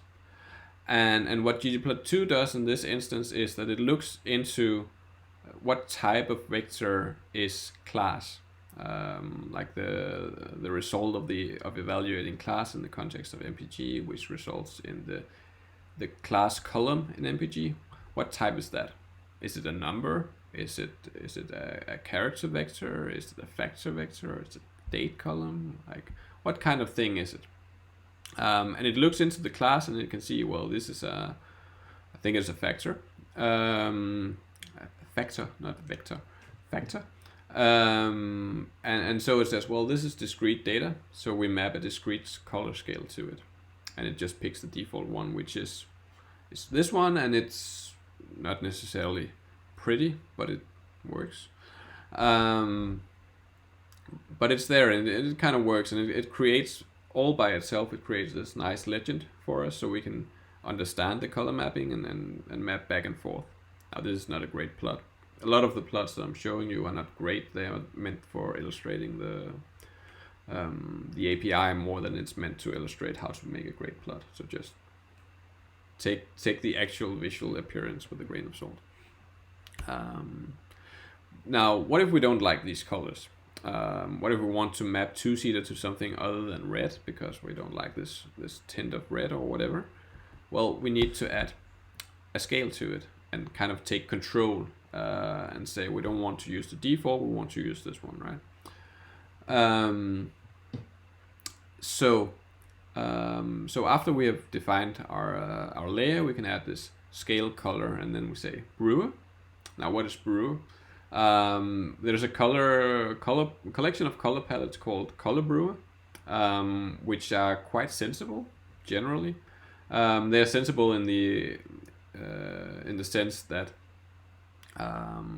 colors have been chosen so that they are perceptually uniform, and there's not a single color that springs out in your mind. And generally, the palettes that you have in Color Brewer are designed in a way so you won't cheat yourself, and you won't cheat the persons that you're trying to communicate with. So they are not necessarily all of them beautiful, but they're a good starting stone in terms of picking some new palettes without making horrible choices. And color is super important, and once more, I will not go into much detail here, but color is one of the it's one of those things that you can create beautiful plots with beautiful color, and you'll end up fooling yourself because the colors are actually not picked in a way so that they represent the data correctly. You may also use it for nefarious means. Don't do that. I don't hope I have to say that, but don't try to cheat with your visualizations. But usually people don't do this willfully, but they may end up cheating or fooling people with their visualizations because color can be so difficult to work with. And the Color Brewer is a good starting point because they have been designed in a way that makes sense. The same is true for Viridis, which is a continuous color scale that tries to be good at not having any banding and have perceptually uniform steps for the same value difference. Anyway, as you can maybe grasp, color is a huge area, and I hope someone else will make a webinar about it, because I'm not going to talk too much about it more. Okay. Anyway, we can take over the default scale by adding it explicitly, and we do that here with Scale Color Brewer. And as I say here, well, scale naming is kind of predictable, but everything inside the function, the scale function, is not that predictable. There are some arguments that will appear in all scales. Like, for instance, you can give a name to the scale. So instead of just grabbing the name class that you see in the legend, instead of just grabbing that from the mapping that you see in GM we can give something explicitly. Let's just try that for fun. Just a second. There we go. So this is the plot where we're looking at, right? And so every scale will have a name argument where we can say class because we like all caps, and we can see that the title is actually changing here, right? So this will be in all the scale function, but mainly the scale, the arguments in the scale function will be specific to that specific scale function. So, for instance, the type argument is specific to the Brewer scales because it understands that the Brewer scales has been designed in such a way that there are different types of scales. They're qualitative, there are sequential, and they're divergent, and you can control that with the type argument. But that doesn't necessarily translate well to a shape scale, for instance, or whatever. So you will usually have to look into the documentation. And generally, when you begin to use a new part of the API for ggplot2, just start by reading the documentation, because a lot of the information is already available in there, and there's simply a lot of information, and you can't be expected to understand that on the get-go. So just sit down and read the documentation to figure out what all the different nuts and bolts are for, right? Okay, back to scales. Now, when you talk about scales, you may think about mainly color and shape scales, but X and Y are also controlled with scales. And if you have continuous X and Y values, you're using scale underscore X underscore continuous and scale underscore Y underscore continuous. And you can use that both to change the name, as we just saw, but we can also use that to change things such as where do we see breaks, where do we see grid lines. We do that for the X scale here, where we said, well, we only want breaks or grid lines at 3, 5, and 6. And for the Y scale, we set a transformation. Now, the transformations are something new, but every scale has a transformation built into it as well. And again, usually the transformation is the identity transformation, which means do not transform the data. But sometimes you may want to transform the data. For instance, you want to have your data be log transformed, as we do here. And we say trans equals log 10. Now, of course, because a lot of people want their data log transformed, we already have a built-in shortcut for it. So you can also add scale underscore Y underscore log 10. So use it as however you want it. So that is scales, and I think I have some amazing exercises about that as well. Let's see, exercises. Okay, so we have this plot here, which is the plot we saw before, right? Use our color brewer, display brewer all to see all the different palettes from color brewer and pick your favorite. Modify the code below to use it. So we'll need to call this function. Let's just put it down here. Okay, so when you call this function, this is not a nice plot. There's simply not enough space to show the names of all of these nicely. But anyway, so these are all the different palettes that you can use from the color brewer. And these are all accessible through scale color underscore brewer. And when we say type equals qual, when we say type equals qual, we just say, well, our data is qualitative, so use one of the qualitative color scales, which are those in the middle here. It's called set 3, set 2, pastel 2, accent, dark 2, and so on.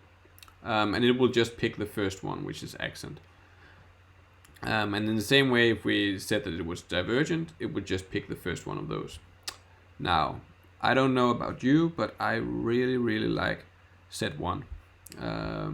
So instead of just saying which type it is, I can name the palette directly with the palette argument, and we'll have a new palette, one that is really nice. So so this single function, scale color brewer, has a lot of different color palettes built into it. And as we'll talk about later, there's a lot of extensions that provide even more different color scales, especially access to many different palettes. So if you're just looking at adding a sprinkle of color to your plots, like the world will provide for you, and we'll talk more about that later. Okay, so we have a plot here. Not a beautiful plot. I will mainly promise you that none of my plots will be beautiful, but they will be educative. And the question is, modify the code below to create a bubble chart. A bubble chart is a scatter plot where size is also mapped to a continuous variable. And oh my god, I have forgotten to delete the solution. I'm spoiling everything for you. This should be the set unset. Okay. with size mapped to a continuous variable showing cylinders with size. Make sure that only the present amount of cylinders 4, 5, 6, and 8 are present in the legend. Okay, so what are we going to do? Well, we are mapping size to sil there. Okay. Now, this doesn't look like we had it before, right? So the first question is, or the second question is, make sure that only the present amount of cylinders 4, 5, 6, and 8 are present in the legend. Now in the legend here, it's auto-generated, and it just takes the range of your data and defines 5 equidistant breakpoints and shows the size for that. Now we have a set amount of sizes, and we may want to just show those, because here this implies that we have an entity with 7 cylinders, which we don't. So this legend is kind of not cheating, but it's kind of confusing to readers. So the way we do that is that we say scale size, and we'll just say scale size area, right? No, just scale size. And we'll say breaks equals 4, 5, 6, and 8. And now we can see that our legend correctly reflects what we have in our data. Now this mapping, let's just talk about that for a while, because this mapping kind of looks weird. It feels like 4 is mapped way too small compared to the others.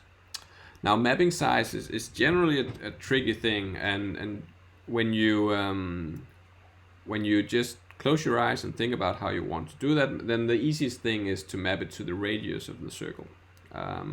But that will generally be a bad idea, because when the eye look at a point, it will look at the area. It will not perceive the radius, it will perceive the area. So you want to map it to the area instead. And if you map it to the radius, then the area will grow too fast, and large value will appear even larger in your plot. So if we just show, you can do scale,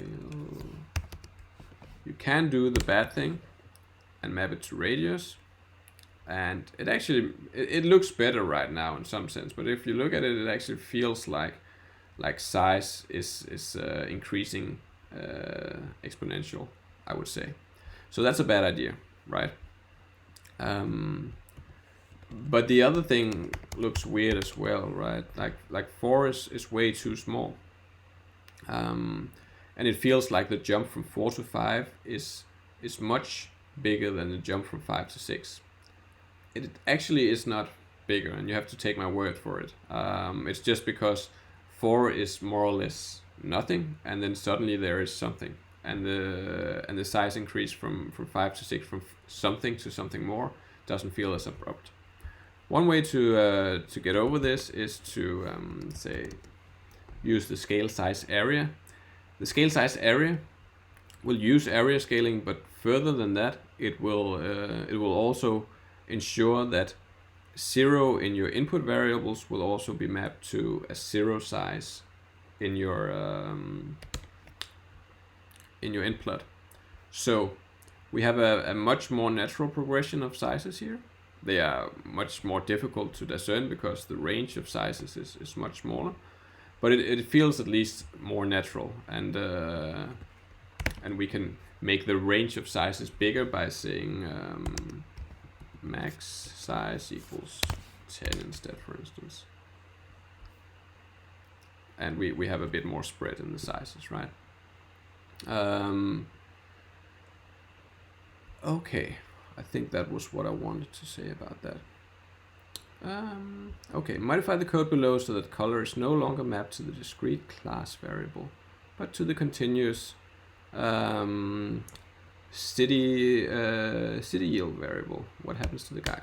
Okay, so we have this guide here, and color is currently mapped to class, and what happens if we, instead of mapping into class, map it to city?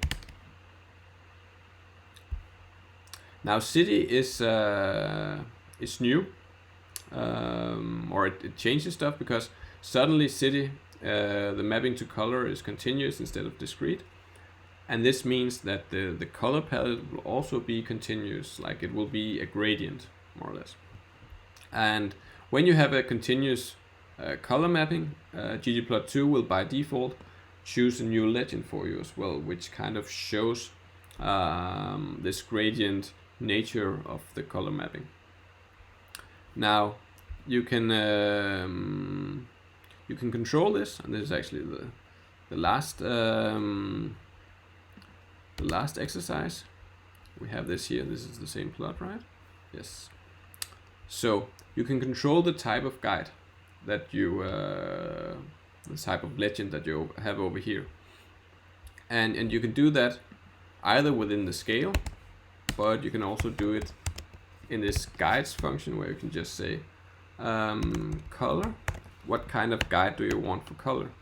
And now the topmost guide, the one that we have for size, is called a legend guide, and the bottommost, the one that we have for color, is called a color bar guide. So even though that we have a continuous color mapping, we can actually use the old style legend guide, and we can do that by just saying that the legend should be the color legend should be the legend type. Now what happens now? Now we have two different aesthetics, both mapped to the same variable, namely city yield, and they are also shown with the same type of guide. And then ggplot2 is smart enough to actually understand that these two guides, or these two guides, can be collapsed into one. So instead of showing the two guides, then you can actually just compress it into a single guide. This is nice because there's it makes it much more clear that both color and size is mapped to the same thing.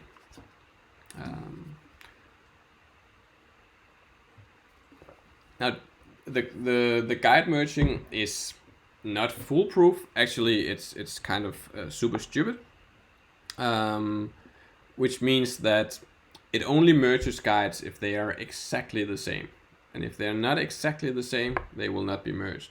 So if we, for instance, do scale size and give it a new name, like we just like to shout, the two guides are no longer completely the same because they have different names, and ggplot2 just gives up. I don't know how to merge these. They don't look at all like each other, so I can't do anything. So the merging is kind of stupid. I hope to be able to improve it in a later version of ggplot2. In general, the guide system is one of the old vestiges of old ggplot2, and it's the only thing that is currently lacking from a complete rewrite. So that will probably happen, and hopefully smarter guide merging will be part of that. Okay, and we're on to facets. So let's jump over there. Okay, so facets is fantastic. Facets are absolutely amazing and should be used all the time, almost. The idea behind facets is that you can take your input data and you can split it into multiple panels. Now, it is not the same as having multiple different plots as such, because each panel has the same underlying plot logic. So it will reuse the same scales, it will reuse the same coordinate system, it will reuse the same mapping, and so on. So they are the exact same representations of the same plot, but the data differ. Now, facets has also been used to kind of try to combine multiple separate plots, because people often want that, and it has not been easy to do that in ggplot2. for a while, but it is easy now with extension packages that we will talk about in the next webinar. So because there are absolutely better ways to do that now, you should not put your facets into trying to do that. You should use facets if you have if you want to create small multiples, and that's basically it. If you want to have the same type of plot repeated over and over again with differences in the data. Now, one of the reasons why this is such a good idea is that it is one of the most effective ways to avoid overplotting. Usually overplotting is the concept that if you simply have too much data and tries to add points or lines or whatever, inevitably it will just end up as a big blob of black or whatever. It will be impossible to see how many points are laid on top of each other, even if you begin to make things very, very transparent. At some point you just have too much data and it will get overplotted. Now, one of the best ways to combat that is through faceting, because you get a lot of small multiples, and the small multiples are actually sensible because they are related to variables in your data. And mentally, like it's getting late over here. Your mind will actually be able to reuse the knowledge it gained from reading the first panel. Like it will understand how the plot should be read, and it can apply that to all the other small multiples. So cognitively, it's much easier for the head to wrap around small multiples. And in ggplot2, it's very easy to do this kind of faceting, which is also why you should absolutely be doing it all the time.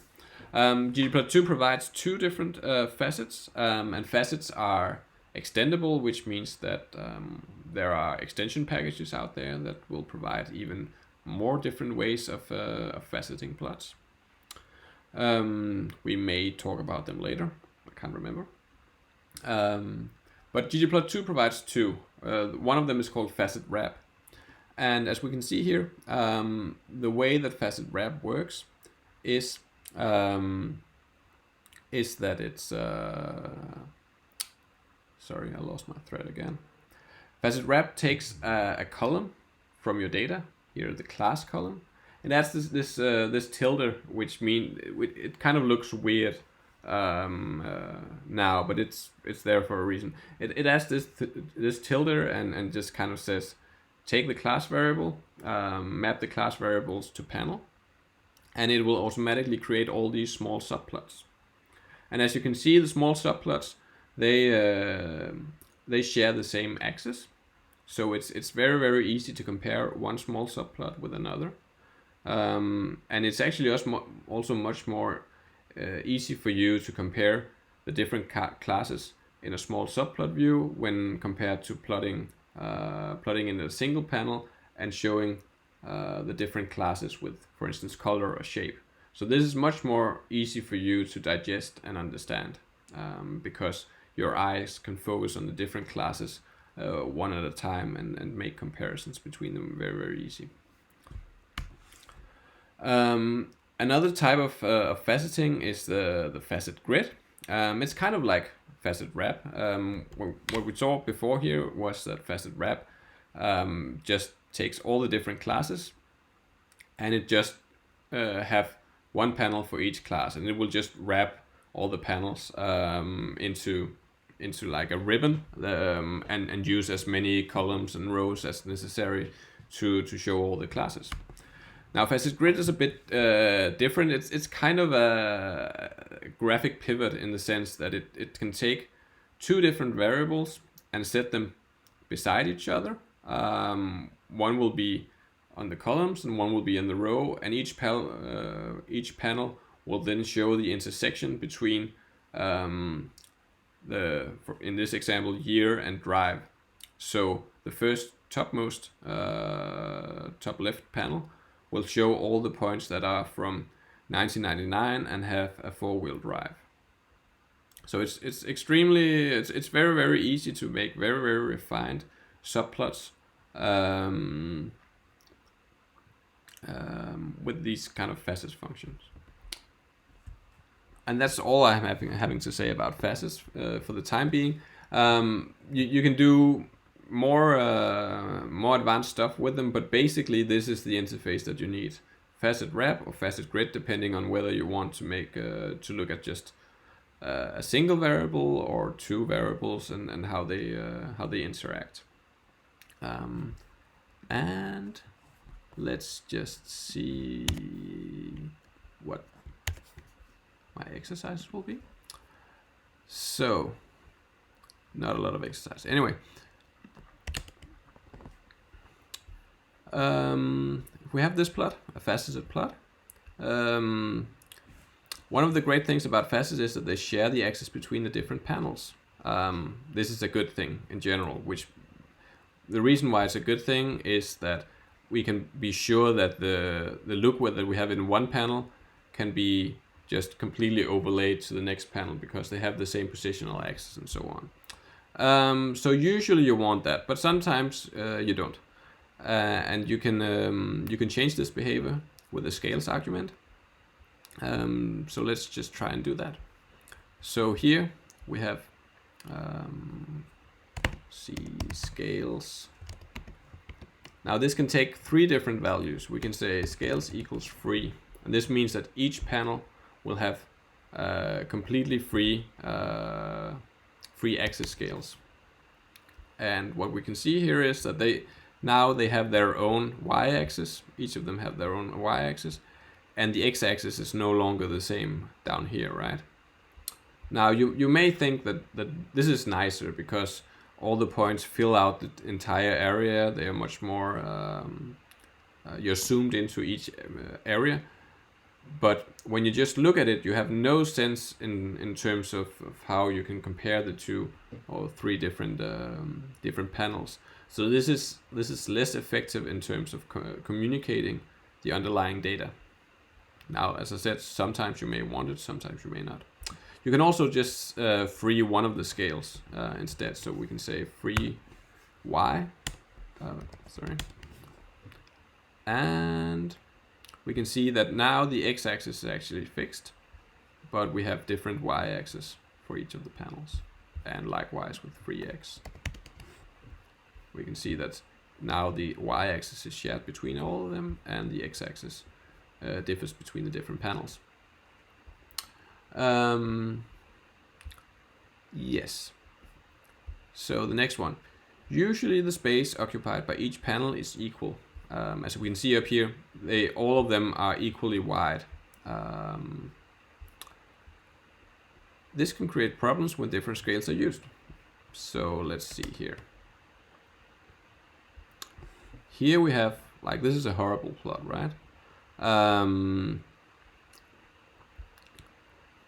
the reason why it's a horrible plot is that they actually, the reason why it's a horrible is that they share the same scale, because two-seater, for instance, they only have representatives from one manufacturer, and compact has representatives for some other, and so on. So a lot of space is being wasted showing no data. And this is an amazing possibility for using this space argument, where we can say space equals free y. I think that will do it. No, that will not do it. And the reason why it will not do it is that we still have fixed scales. So just let me think. So now we're getting into the late live coding part. Okay, this worked.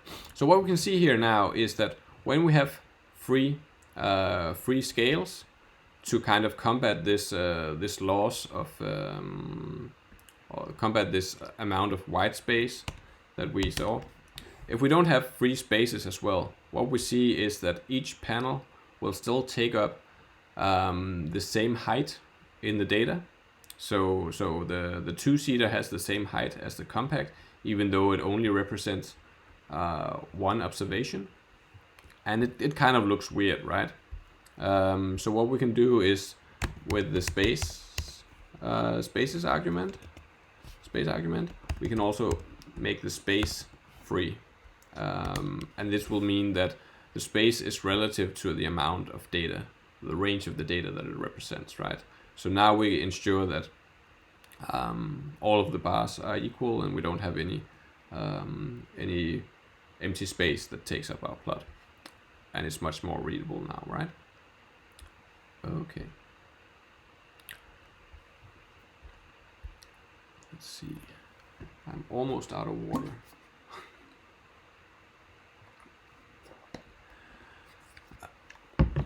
Let's see here. So, last thing is, facets can be based on multiple variables by adding them together. We didn't talk about that in the slides, but we'll just briefly visit it here.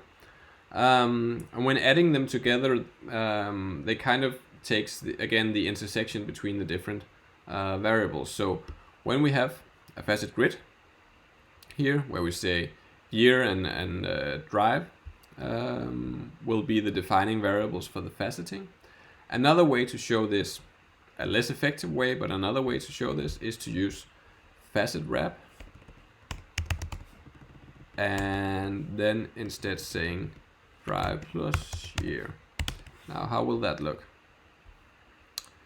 Now we can see in another way that that four-wheel drive and 1999 will have this panel, and four-wheel drive and 2008 will have this panel. So it's the same panels, but they are arranged in a different way. So we lose the idea of having rows that have the same variables and columns that has the same variables.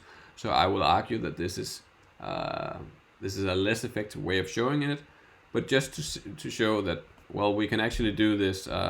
We can add variables together to get even more fine-grained subsets of the data. So we're not confined to only using one variable in our data. Okay.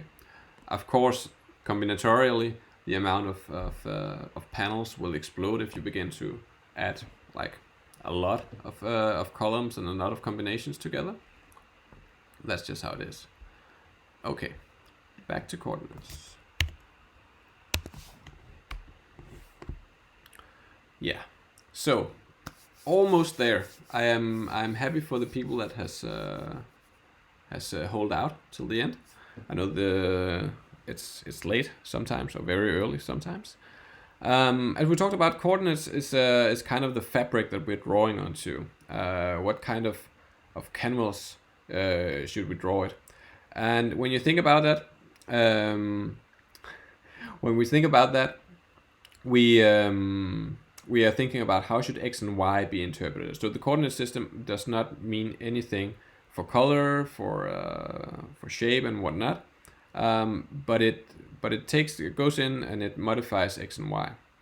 And one thing that is particularly relevant is that both limits and transformations can be applied both in scales and in coordinate systems. Now, that seems weird, and there are subtle differences in where you can apply these, and these subtle differences are often lost, and this results in a lot of head scratching and a lot of people that gets weirded out by the behavior.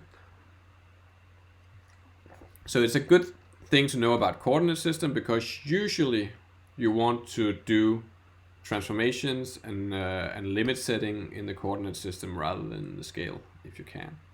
So basically the difference is that scales will be applied in the beginning. So scales will take your input data and it will scale it before your geom gets it, and that means that that if you set limits and you have data outside of the limits, that data will simply just vanish. It will disappear. Whereas if you set limits in the coordinate system, that data is still there because the limit has not been enforced yet, and it will only be changed at the very end of everything. So coordinate systems, basically it doesn't change anything about which data is there and how the data looks, kinda. But it does change how it's getting drawn. So we'll look into that. Furthermore, coordinate systems are extremely useful in cartography. And as we talked about with map projections and so on, there is not a single best way of drawing the whole Earth into 2D.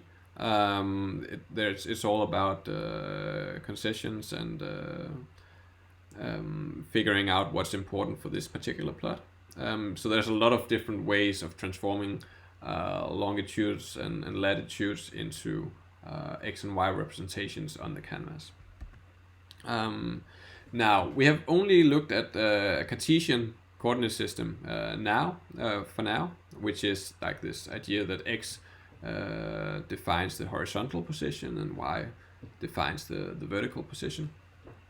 And there are other coordinate systems built into ggplot2. One of them is called polar, which is a polar coordinate system.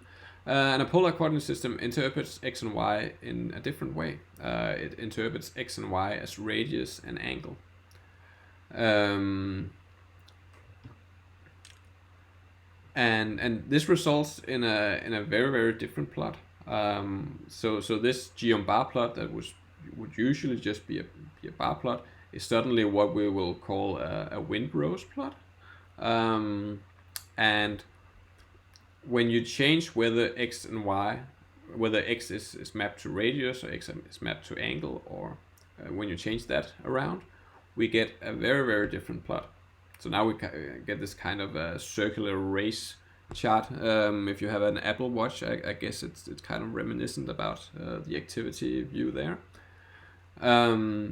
So this is, none of these plots are particularly informative, but this is just to show that the coordinate system has a huge say in terms of the final look of the plot, because it takes all the data that's getting through all the pipeline, and then it just says, well, I know that you have an idea about what to do with this data, but I define the universe that you can plot it in.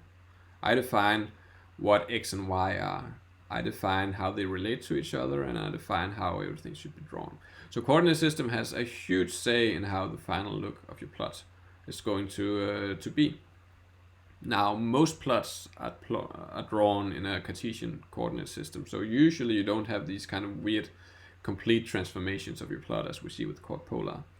But even so, even if you're only using Cartesian coordinate systems, it's a very good idea to know about the chords. And the reason for that is particularly relevant when you're trying to do some zooming in. Usually when people try to zoom in on their data, they will set limits to the scale. And as we talked about, that's one approach. Here we're saying, well, we have this geom bar plot that we have seen a lot of times, and now I want to zoom in so that the plot is between 0 and 40 on the y-axis. Now this looks weird, and we get this warning as well: remove 3 rows containing missing values. Now, why did that happen? Well, it did happen because when you set a limit to your scale, you define the limits of what the scale understands. And if you have values outside of the limits in the scale, they will be removed because they have no meaning in the plot, so they'll just be removed. So these limits have actually removed the bars for compact and midsize and SUV because they were higher than 40. And usually when you zoom, you don't want to have that, right? You want to keep like the representation of your plot. You just want to zoom in, and you can achieve that by zooming within the coordinate system, because here you're just kind of stretching the fabric. You're not removing anything. You're just changing the area that you're looking at. So if we do exactly the same with Cartesian and set the y limits to 0 to 40, then we get the look that we're looking for, right? And that, along with not putting aesthetic settings inside ears but outside, is probably my second main takeaway, because that's the other big surprise for a lot of people. It's not only by surprising in that it removes stuff, but for certain things such as polygons and so on, it will remove some of the points, and the shape will be completely distorted. And people don't realize that it's because they set zoom limits within the scale instead of within the coordinate system. So if your purpose is to zoom, then always do it in the coordinate system. If you just remember that, everything will be fine. It will be okay. We can do this. So I am pretty sure I have a few exercises for coordinate systems before the last part. Okay. So we have this plot. There we go. And in the same way as limits can be set in both the scales and the coordinate system, transformation can as well. We can do that using the chord_trans coordinate system, which is a Cartesian coordinate system where you can just add transformations to x or y.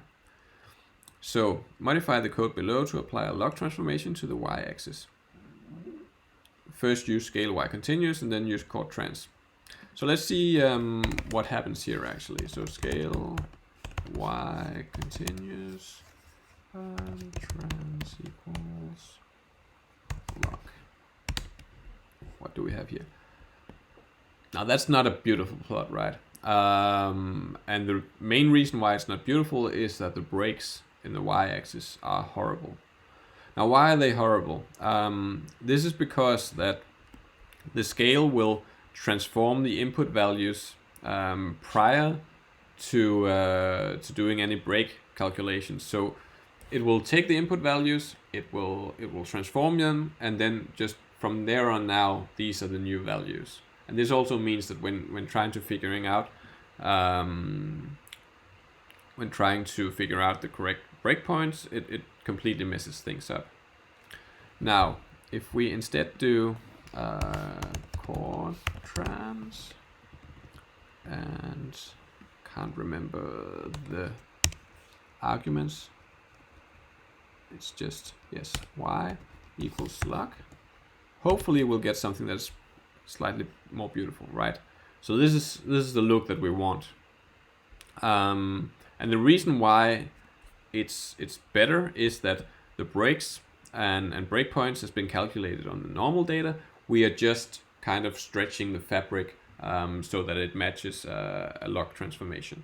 And again, this idea of just having a fabric that you can kind of stretch and do transformations with after the plot has actually been placed upon the fabric is a very good metaphor for what the coordinate system is actually doing. And it also makes it quite easy to reason about why it's behaving in a more sensible way usually than doing things in the scale instead. And yes, so we talked about, and we're not getting into that much spatial data and cartography because that is also a huge area, and I'm not the best person to educate you on it. But coordinate systems are very, very important for it, and ggplot2 has a great support for plotting maps, especially with the newish GMSF and chord_SF. And let's see, and which interface with the fantastic SF package. So if you're doing spatial stuff, you should use the SF package, and you can plot it with ggplot2 using GMSF. So the reason why it's so coordinate systems are so important, as we've talked about, it's very, very difficult to map global data into a 2D representation that is truthful. So if we just create some. Whoa. We will not do that today. I have no idea why my computer is freaking out about that.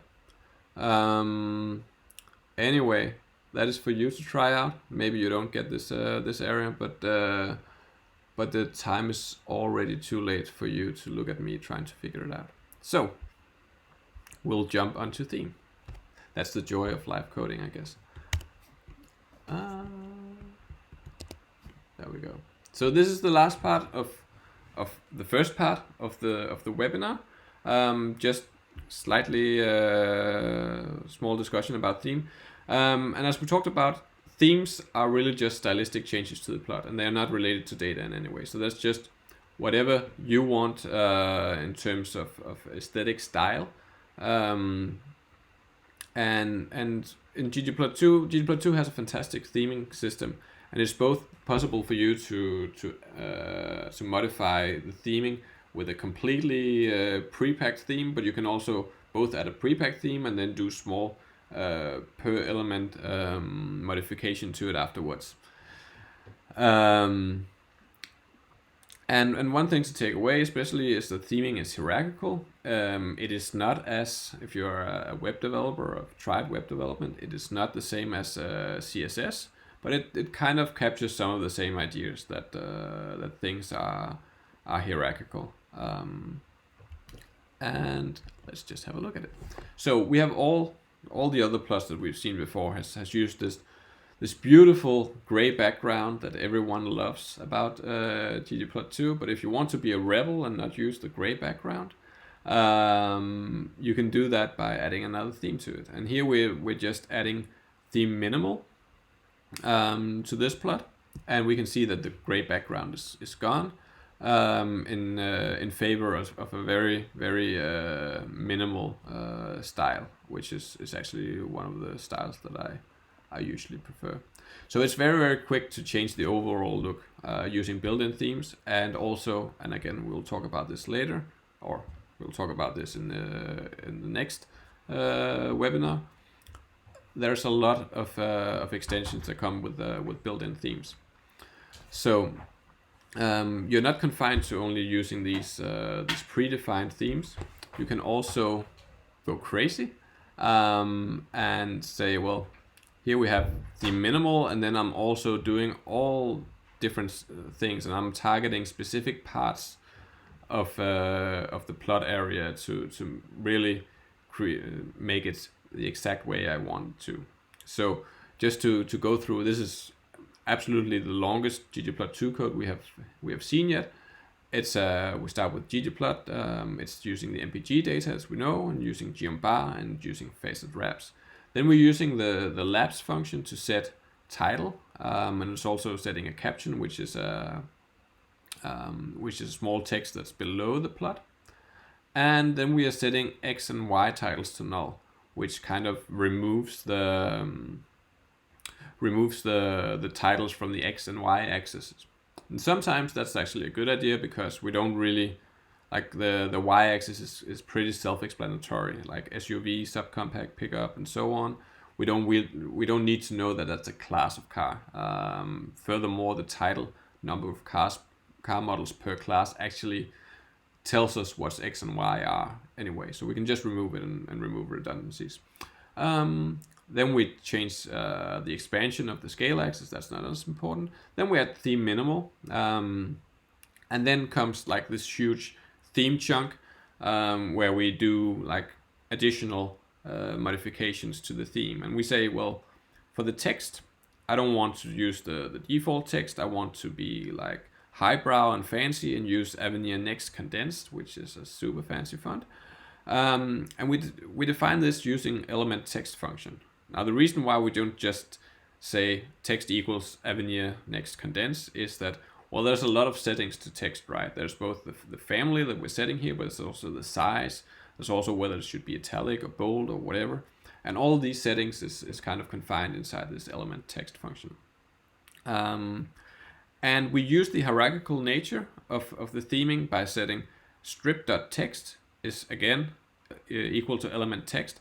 It's inheriting the Avenir Next Condense because strip text is a child of the text element. And now we just say that it should be bold, and we don't want to be centered. We should just have it left justified. And we do the same with the plot caption. It's again element text. We just say it should be italic instead, but it's still Avenir Next condensed because that's inherited from text. And just to show that we can also change other things than just the fonts and the text. So the panel grid, we change that to be white using the element line, and we change the size of it.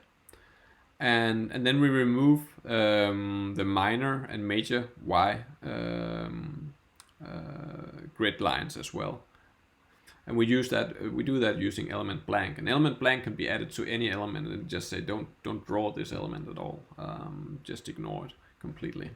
And then at last there's a few settings that doesn't take some of these element underscore functions, but just take a single scalar value. So panel on top is a switch that says, well, the grid lines and so on, draw them on top of the data. And now we have this this very, very different look. And all of this just goes to show that you can do a lot of different things with the theming system, and you can achieve almost exactly this specific look that you want with ggplot2. You're not confined to this this default gray background that people usually recognize from ggplot2. And that's it. Because next time, and I still don't have a date for that, hopefully next week, we will begin to talk about the extension system. So hopefully you've gotten a grasp about the ggplot2 API, and not just the idea that there are a lot of different functions, but hopefully you have gotten some idea about the logic behind it, that there is a reason why there are geoms and scales and so on. And hopefully, and I really, really hope that this has come across, this theoretical underpinning to the API, this grammar of graphics, means that you don't have to know all the different geoms. For instance, you don't need to know the complete API of ggplot2. You just need to know that if I want to change how data looks, like how to draw the data, I should look into geoms. And if I want to change something in terms of which colors are used or something like that, I should use into scale. So hopefully this has come across, because this theoretical undercurrent that lies in the API means that there's a sense to all the decisions that we make, and once you get accustomed to that logic, it becomes much more easy to navigate inside ggplot2. And hopefully the theoretical start has actually made you grasp that sense a bit more easy. That's at least my hope for it. So that's it for today. I thank the people that have stuck with me throughout this presentation, and I hope to see you again, potentially next week. But look out for my for this YouTube channel. I will advertise the next part of the webinar here, and I'll also advertise it on Twitter. So thank you for today. And last thing, I have not been able to take any questions during my rambling here. So I will try to go through all of the things in the chat, and if there are some very, very good questions, I will try to answer them in the beginning of the next part. I think that makes more sense than stopping up every time. So thank you all, and enjoy the rest of potential quarantine. Hope to see you again in the next webinar. Thank you.